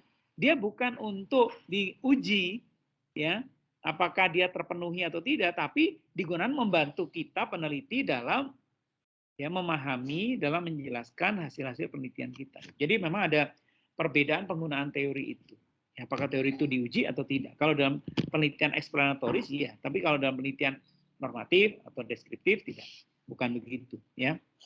Nah, kalau pada studi S3 itu wajib biasanya ada teori, kerangka teori. Tapi kalau S1, ya sebagian dosen, ya sebagian ahli mengatakan tidak harus ada teori. Tidak harus ada teori. Ya, cukup misalnya definisi operasional atau kerangka konsep. Nah, bagaimana dengan S2? Di S2 ini kalau saya umumnya ada kerangka teori. Dengan kerangka teori itu memang jadi nggak kemana-mana. Jadi ini loh, teorinya ini. Misalnya teori tentang sistem, teori tentang efektivitas hukum, teori tentang kepastian hukum. Jadi teori itu justru mengarahkan si peneliti itu agar tidak kemana-mana, agar jelas ya hasil penelitiannya itu akan dijelaskan seperti apa. Gitu ya. Oke, sekarang yang lain, apalagi dari PPT yang sudah saya berikan itu apa yang mau ditanyakan lagi? Izin Prof, saya mau ada bertanya, Prof. Silakan, Erlina. Dalam empiris kan kita ada wawancara itu, Prof.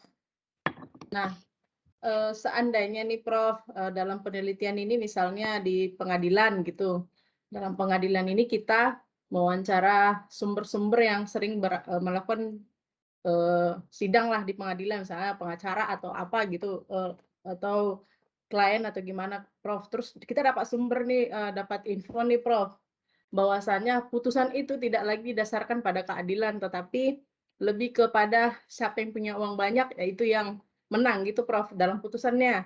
Nah, seandainya saya harus saya sudah mendapat informasi tersebut, kemudian kan saya harus mengkonfirmasi hal itu kepada hakim atau ketua hakim gitu, Prof ya. Nah, seandainya ini saya mewawancara ketua hakim, ternyata hakimnya menolak, ada nggak undang-undang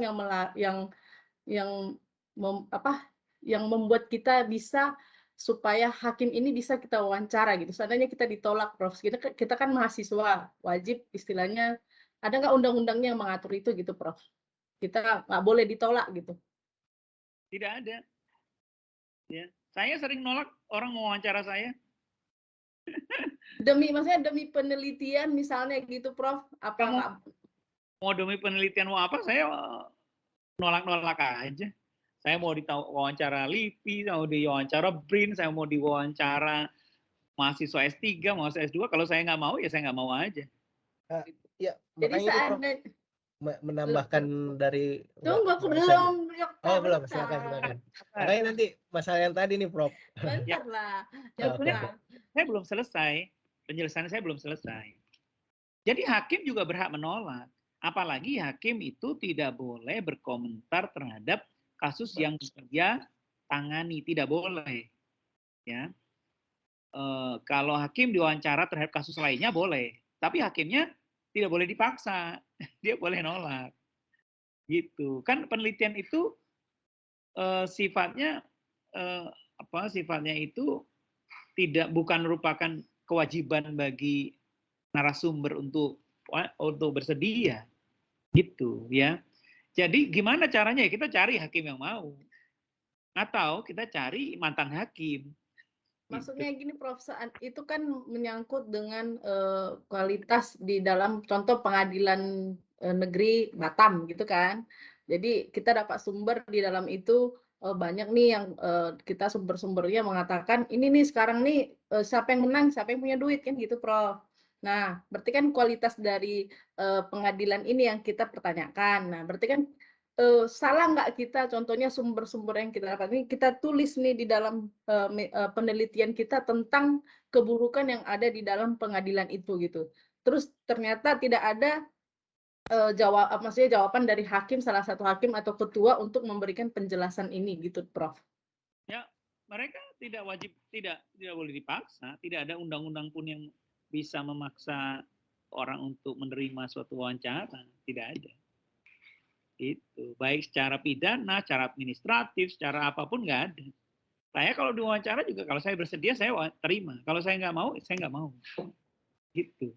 Itu kalau ya. kita tulis itu sumber yang kejelekan daripada pengadilan itu tidak masalah, Prof, ya tidak melanggar itu kan, Prof. Nah, kita karena ada sumbernya gitu. Kita harus hati-hati gini. Makanya ini saya juga mau ngingetin mahasiswa itu kalau nulis jangan ngasal ya. Jangan ngasal tuh gini. Kita itu kalau mau mengatakan, itu kan sebetulnya penelitian udah masuk sosiolegal ya. Penelitian sosiolegal. Berarti kan metodenya harus benar. Etika melakukan penelitian harus benar.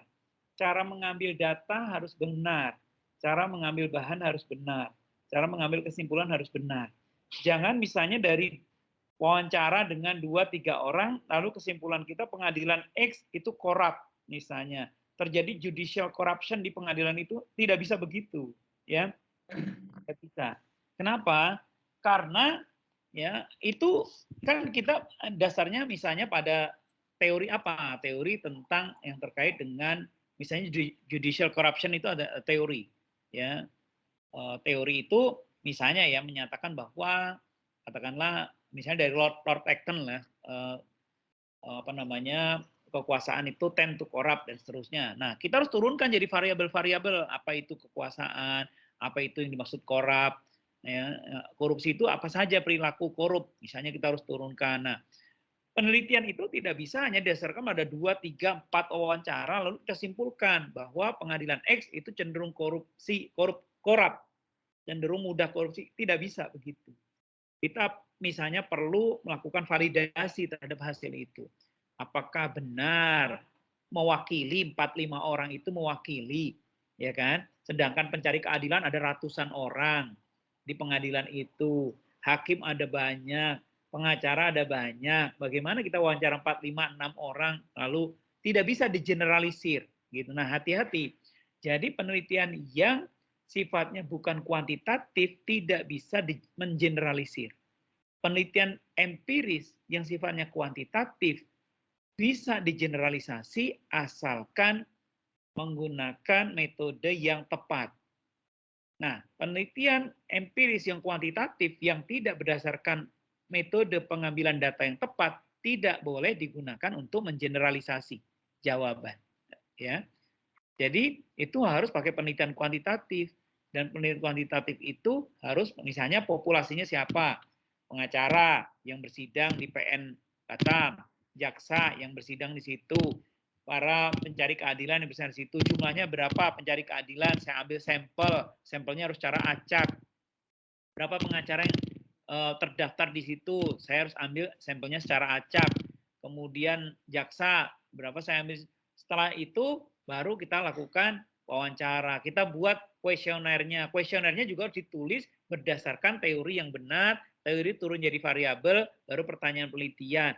Jadi ada serangkaian prosedur-prosedur yang harus ditaati untuk bisa kita mengatakan betul memang ada kecenderungan bahwa pengadilan itu membiarkan terjadinya korupsi.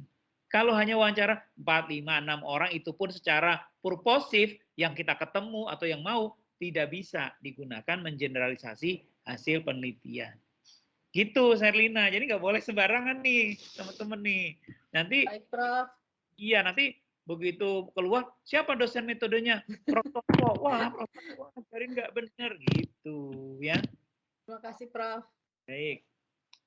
Iya, Prof. Ya, makanya tadi tuh saya nanyakan Prof tentang sosiolegal itu kan memang kalau kita lihat kan memang sangat jarang lah Prof ya meneliti langsung kan. Terus metode yang saya tuh masih bingung, makanya tadi kan yang dipakai sama Dr. Fazila Afandi itu tentang etnografi, itu menggambarkan kan kondisi si si objek penelitian itu. Nah, masalahnya kan gini Prof. Bagaimana kita melakukan pendekatan terhadap lembaga-lembaga yang kita pengen melakukan penelitian. Nah, ada egosentrisme lah ya Prof ya yang kita ini kan. Misalnya kayak di lembaga kehakiman. Ya ngapain sih ada lembaga pengawas lain gitu, misalnya dia nembak KY kan begitu. Kemarin kita sibuk dengan KPK, dengan Dewan Pengawas dan lain-lain kan Prof gitu. Itu sih Prof yang masih pengimplementasian itu yang kadang-kadang masih bingung gitu Prof untuk melakukan itu. Ada egosentris terus melindungi lembaga itu. Misalnya kayak saya bergerak di advokat misalnya. Ya bagi saya Pradinya Otto Hasibuan lebih baik dibandingin Pradinya saya, dan itu kan ada bahasa-bahasa kayak gitu Prof yang yang kita harus ya Prof ya. Makanya standarisasi pertanyaan terus pendekatan itu yang kayaknya masih bingung sih Prof untuk ke situ gitu loh Prof. Itu makanya tadi saya bilang teknisnya itu bagaimana supaya penelitian itu pada akhirnya ya bisa dipertanggungjawabkan gitu Prof. Belum lagi kita kan sebagai penulis ada kode etik juga yang harus kita pertahankan gitu. Itu sih Prof. Terima kasih Prof. Penelitian itu harus objektif. Objektif itu berarti ya lawannya dari subjektif. Dan penelitian itu bisa dipertanggungjawabkan. Tadi saya baru cerita soal kuantitatif, empiris yang kuantitatif. Ya, itu lebih akurat lagi kalau dia itu mengambil sampel. Sampel itu adalah sampel dari populasi ya. Maksudnya gini, saya tanya ya, Jelita kalau pernah bikin sayur sop nggak? Jelita? Pernah, Prof. Pernah ya? Sop apa misalnya? Pernah. Sop apa? Sop tulang sapi, Prof. Kayak misalnya sop tulang sapi, 1 panci misalnya ya, bikinnya 1 panci. Iya, Kan bisa dibagi-bagi sekelas kan kalau 1 panci. Kalau offline kuliahnya, bawa Jelita masak sup tulang sapi ya tadi ya. Oke, itu populasinya. Populasinya itu sop tulang sapinya yang dibuat oleh Chef Jelita. Sekarang contoh dari sampel itu apa? Jelita untuk tahu sop itu ketika dimasak nih, sudah enak atau belum, keasinan tidak, ya, gurih atau tidak, itu kan nyobain kan? Oke. Nah, yang dicoba dari sayur sop 1 panci tadi, berapa banyak Jelita untuk tahu bahwa itu memang enak? Berapa banyak sampelnya? Mungkin 1 sendok makan, Prof. Nah, ini ya, 1 sendok ini ya. 1 sendok ini kalau saya lagi minum kopi nih, minum kopi ya.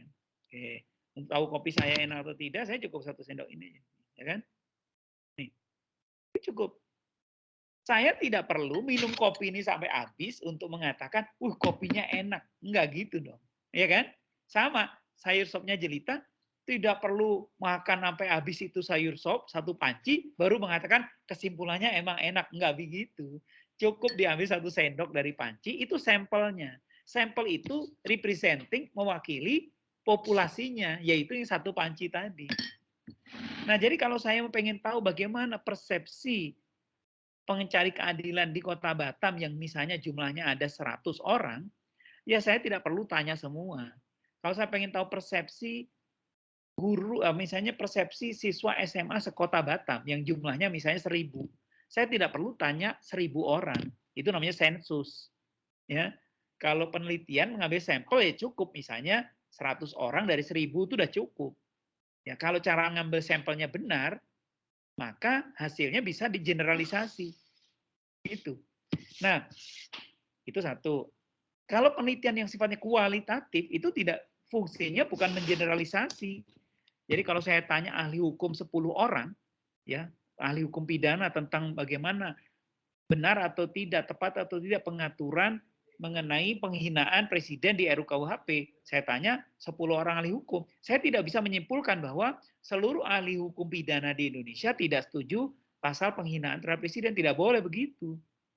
Itu kan mereka bukan sampel. Tidak mewakili seluruh populasi. Itu kualitatif. Saya hanya bisa mengatakan bahwa pasal penghinaan dalam RUKUHP itu kurang begini berdasarkan analisis gitu. Jadi bukan persepsi seluruh orang. Saya nggak bisa mengeneralisir gitu. Nah sekarang kembali ke pertanyaan Yopta, tentu saja orang akan cenderung melindungi dirinya sendiri ya. Oleh karena itu harus dicari bagaimana biar objektif. Tentu harus ada dari sisi lainnya. Jadi harus ada populasi pembandingnya gitu ya. Jadi yang ditanya bukan hanya seluruh atau populasi dari pengacara atau advokat yang tergabung dari peradinya Otto misalnya, ya kan? Tapi mungkin juga dari masyarakat yang menggunakan jasa dari pengacara yang tergabung dari peradinya Otto. Nah, iya, atau dari stakeholder lain yang pernah berkecimpung atau pernah berkaitan dengan advokat dari peradinya Otto. Lebih objektif itu. Mereka bisa bercerita lebih objektif gitu. Jadi kalau saya wawancara 100 dosen FHUI tentang bagaimana kualitas dari FHUI, jawabannya cenderung bagus gitu kan. Tapi saya tanya dong ke bagaimana mahasiswa FHUI, saya tanya bagaimana alumni FHUI, saya tanya pengguna lulusan FHUI di kantor-kantor, di kejaksaan, di pengadilan, ya kan? Nah gitu. Makanya perankingan dunia terhadap kampus itu bukan diwawancara kampusnya saja, tapi dari pihak luar yang menggunakan atau yang berkecimpung dalam dunia hukum misalnya. Bagaimana persepsi kamu terhadap fakultas hukum itu? Gitu, Yopta. Jadi kita harus objektif dalam penelitian itu, ya. Jelas ya? Baik, Prof. Jelas, Prof. Izin, Prof. Ya.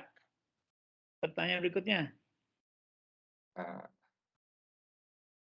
Siapa lagi? Sudah jelas belum semuanya? PPT saya udah 52 loh.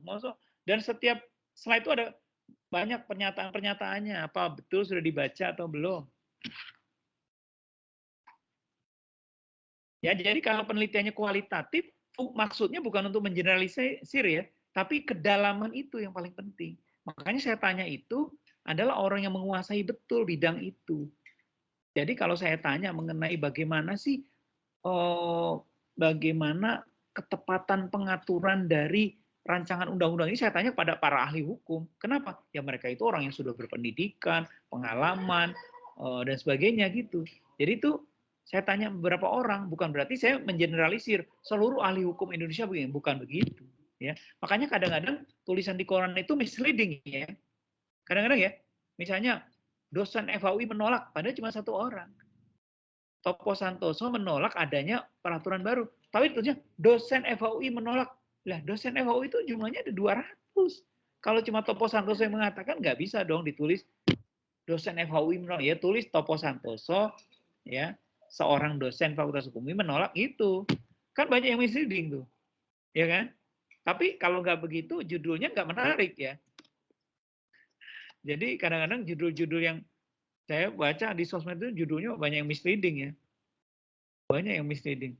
Mengagetkan, apanya mengagetkan, biasa aja gitu. Tapi judulnya menggemparkan, apa yang menggemparkan gitu. Cuma satu orang diwawancara kok menggemparkan, ini nggak benar itu. Ya kan? Nah, peneliti nggak boleh begitu. Ya, peneliti harus objektif. Oleh karena itu, hati-hati nih teman-teman semua nih. Jangan menggunakan overclaim. Jangan overclaim ya. Misalnya, Di proposal nanti jangan overclaim nih. Nanti ditanya siapa dosen MPH-nya? Prof Topo. Wah, Prof Topo ngajarin mahasiswa overclaim. Overclaim itu gini. Kebanyakan rakyat Batam tidak setuju. Loh, gimana tahu kebanyakan rakyat Batam tidak setuju? Mana buktinya? Masyarakat Indonesia sudah bosan dengan adanya berita. Loh, gimana tahu masyarakat Indonesia yang jumlahnya 250 juta jiwa itu? Kebanyakan hakim di Indonesia korup, dari mana tahunya? Nah, itu semua pernyataan overclaim. Nggak boleh, ya. Kalau tidak ada datanya, tidak boleh. Gitu. Ya, makanya hati-hati menggunakan kata, diksi, dan sebagainya itu hati-hati. Tidak boleh sembarangan. Ya, termasuk di proposal penelitian. Semua putusan pengadilan Indonesia tidak benar. Nah, itu kan overclaim. Gimana taunya semua tidak benar? Emang pernah meneliti berapa sih putusan pengadilan yang mana? Kan ada pidana, perdata, tun, militer, gitu ya. Oke, jadi saya ajarkan jangan overclaim. Oke, saya mau stop dulu di sini. Saya mau ada tugas ke mahasiswa. Ya. Oke. Tugasnya apa? Tugasnya adalah coba buat singkat saja, ya, singkat saja. Ini untuk setengah jam ya. Coba buat latar belakang masalah. Coba latar belakang masalah dan diakhiri dengan rumusan masalah atau identifikasi masalah. Cek ya di buku pedoman di UIB apakah namanya identifikasi masalah atau rumusan masalah atau pertanyaan penelitian. Nanti cek ya. Oke, jadi yang saya minta hanya membuat latar belakang, singkat saja ya, namanya juga latihan setengah jam, mungkin beberapa paragraf, dan diakhiri dengan rumusan masalah atau identifikasi masalah atau pertanyaan penelitian. Saya nggak hafal persis di buku pedoman apakah yang diminta adalah identifikasi masalah atau rumusan masalah atau pertanyaan penelitian ya. Oke, jadi coba buat dalam setengah jam latar belakang. Isinya beberapa alinea saja, nggak usah 10 lembar ya, nggak usah, waktunya nggak cukup kan cuma 10 halaman. Hanya setengah jam ya. Terbelakang dan diakhiri dengan rumusan masalah. Itu dulu untuk latihan. Ya. Jelas nggak pertanyaan ininya, tugasnya? Jelas, Prof. Oke, nanti saya tanya. Prof. Oke, kita break dulu setengah jam dari sekarang, kita ketemu lagi membahas hasil yang dikerjakan oleh teman-teman semua. Baik, Prof. Oke. Baik, Prof.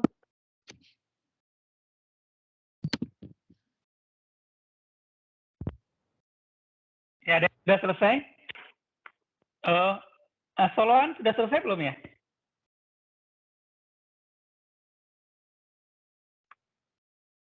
Belum, Prof. Belum. Oke, Ryan?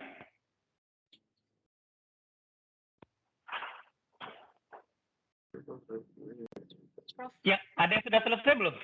Prof, Ada yang sudah selesai? Kristi share ya, Prof. Oke, Kristi boleh, silakan. Oke. Oke, sebentar. Oke, terus?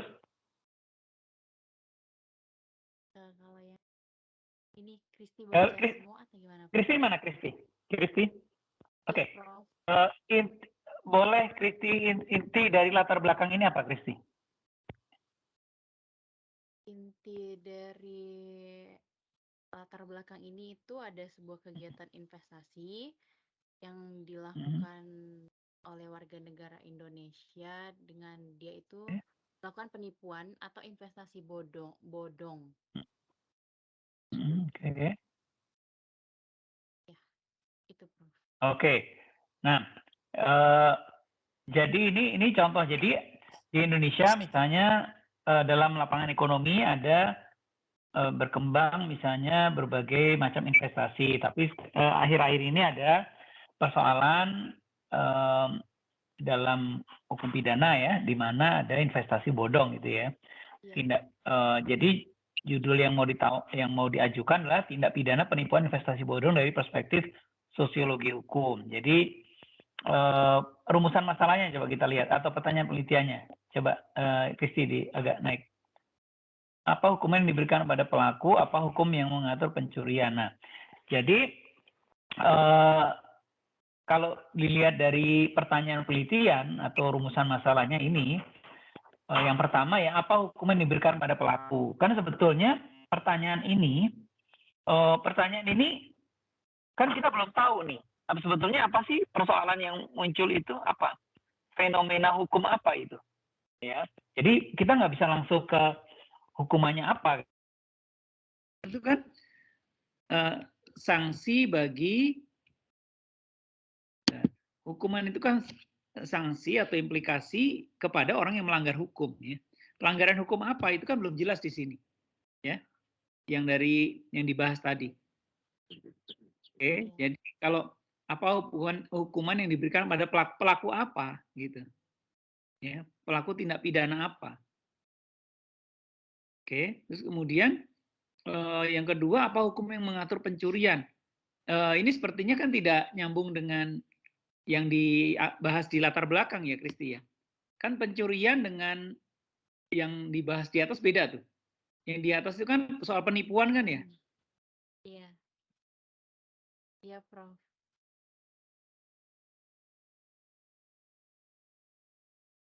Nah, jadi kalau penipuan kan itu bisa sangat umum ya, Kristi ya. Sementara yang dibahas di sini kan hanya berkaitan dengan penipuan, tapi dengan modus operandi dengan melakukan investasi, gitu kan? Oke, jadi rumusan masalah atau pertanyaan penelitian ini harus lebih mengerucut harus lebih spesifik, ya. Yang dipersoalkan itu apa? Misalnya tindak pidana tentang apa, gitu, ya. Kemudian yang berkaitan dengan fenomena apa, kan tindak pidana penipuan banyak tindak pidana penipuan, tapi yang berkaitan dengan apa, misalnya investasi bodong misalnya. Nah, kemudian kalau pertanyaannya 1 dan 2 itu, ya hubungan pertanyaan 1 dan 2 apa? Kan yang pertanyaan kedua apa? Hukum yang mengatur penipuan. Penipuan apa? Penipuan investasi bodong. Nah, kalau itu yang ditanyakan sebetulnya itu mungkin tidak harus dengan tesis kali ya. Ya kan? Mungkin dengan membuat satu paper 10 halaman itu atau 5 halaman bahkan sudah terjawab tuh pertanyaan 1 dan 2 itu. Ya kan? Iya nggak, Kristi? Iya, Prof. Kalau kamu menulis ini dalam makalah hanya 5 halaman aja udah selesai kan ini. 2 pertanyaan itu terjawab kan? Iya, terjawab, Prof. Ya kan? Jadi pertanyaan dalam tesis itu harus yang memerlukan suatu kajian atau penelitian yang lebih mendalam daripada hanya membuka peraturan undang-undangan selesai gitu. Ya, kalau orang menulis tesis kan melakukan penelitian dengan berbagai peraturan undang-undangan yang ada, kemudian mungkin harus baca berbagai buku dan seterusnya ya, atau mungkin bahkan harus dilengkapi dengan wawancara dan sebagainya. Sehingga pertanyaannya bukan pertanyaan yang sangat simpel atau bukan pertanyaan yang sangat sederhana gitu. Itu Kristi, ya? Iya, Prof. Oke. Berikutnya siapa lagi yang sudah selesai? Boleh, Prof.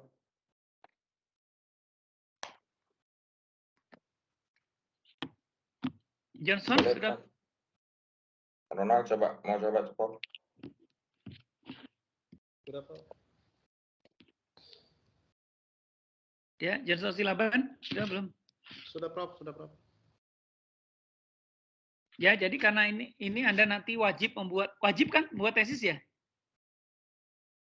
Di S2 UIB wajib kan ya?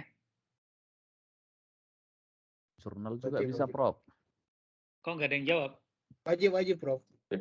Wajib, Prof. Kuliah. Tapi ada pilihan juga, Prof. Bisa selain jurnal, Prof. tesis. Pembuatan jurnal. Ini tidak ada yang mendengar suara saya atau tidak ada yang bisa jawab pertanyaan saya ya? Prof, iya wajib, Prof. Halo, Prof. Iya wajib. Halo. Suara saya tidak terdengar ya? Dengar, Prof. Iya, nggak ada yang jawab. Wajib, tidak, Prof. Nah, itu udah jawaban tuh. Wajib. Cuman ada pilihan untuk jurnal juga, Prof, kalau di UIB. Nah, iya, jawab gitu. Bisa membuat tesis, bisa membuat artikel jurnal gitu. Ya, kan nggak tahu. Mahasiswa, saya kan ngajar di mana-mana, jadi nggak tahu aturan akademisnya semua. Ya. Baik, Prof. Oke, jadi kalau wajib membuat tesis, ya tentu bahkan juga artikel jurnal, pertanyaan yang terlalu sederhana, ya mungkin harus dinaikkan levelnya. Jadi pertanyaan lebih analytical, lebih rumit untuk menjawabnya. Kalau terlalu sederhana, misalnya apa hukuman untuk tindak pidana pada pasal 338 KUHP, itu nggak perlu pakai bikin artikel jurnal, nggak perlu bikin tesis, ya kan? Anda langsung saya kasih tugas aja buka pasal 338 selesai itu. Ya, baca aja KUHP Mulyatno atau Susilo selesai, kan nggak perlu bikin tesis atau artikel jurnal, ya kan? Jadi pertanyaannya harus lebih tinggi lagi dari itu, ya, yang memerlukan penelitian, ya. Jadi gini bedanya, kita membuat penelitian untuk membahas itu, kita memproduksi ilmu. Tapi kalau misalnya pertanyaannya bagaimana pelaku pasal 340 KUHP, misalnya ada seperti kasus Sambo 340 hukumnya, itu Anda menjadi konsumen ilmu pengetahuan aja, buka aja yang sudah jadi produknya. Ya, R. Susilo baca pasal 340, jawabannya ada. Kan bukan begitu kan? Anda harus melakukan riset gitu. Ya. Oke, siapa lagi berikutnya? Johnson tadi yang saya tanya. Apa yang ditulis? Masih mau ini, Bro, mau share dulu, Bro. Tadi belum bisa, Bro. Ya, jadi gini. Anda kan Anda baik mau nulis tesis maupun nulis artikel jurnal, sama-sama tetap harus menyusun suatu karya ilmiah kan. Gitu. Jadi mau nggak mau Anda harus ketemu dengan persoalan ini, membuat suatu karya ilmiah, membuat latar belakang. Artikel jurnal juga ada latar belakangnya. Dan artikel jurnal juga ada rumusan masalahnya atau tujuan penelitiannya. Gitu. Jadi Anda harus tahu juga cara membuat itu, ya. Oke. Nah, jadi mau nggak mau ini Anda harus temui. Tugas seperti ini harus ditemui. Oke, Johnson, coba ditayangkan. Ya, Prof, masih dalam penayangan, Prof.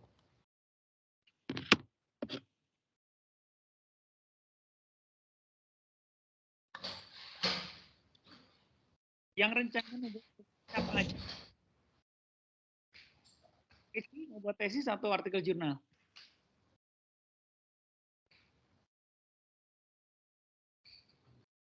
Tesis, Prof. Tesis. Dian, Riyama? Rencananya masih di artikel jurnal, Prof. Excel? Tesis, Prof. Tesis. Asoloan? Rencana di jurnal, Prof. Nah, Jelita? Saya tesis, Prof. Tesis. Johnson? Tesis saja, Prof. Tesis. Nadia? Jurnal, Prof. Asri? Tesis, Prof. Bisa masuk, Prof. Halo? Ya, Putri?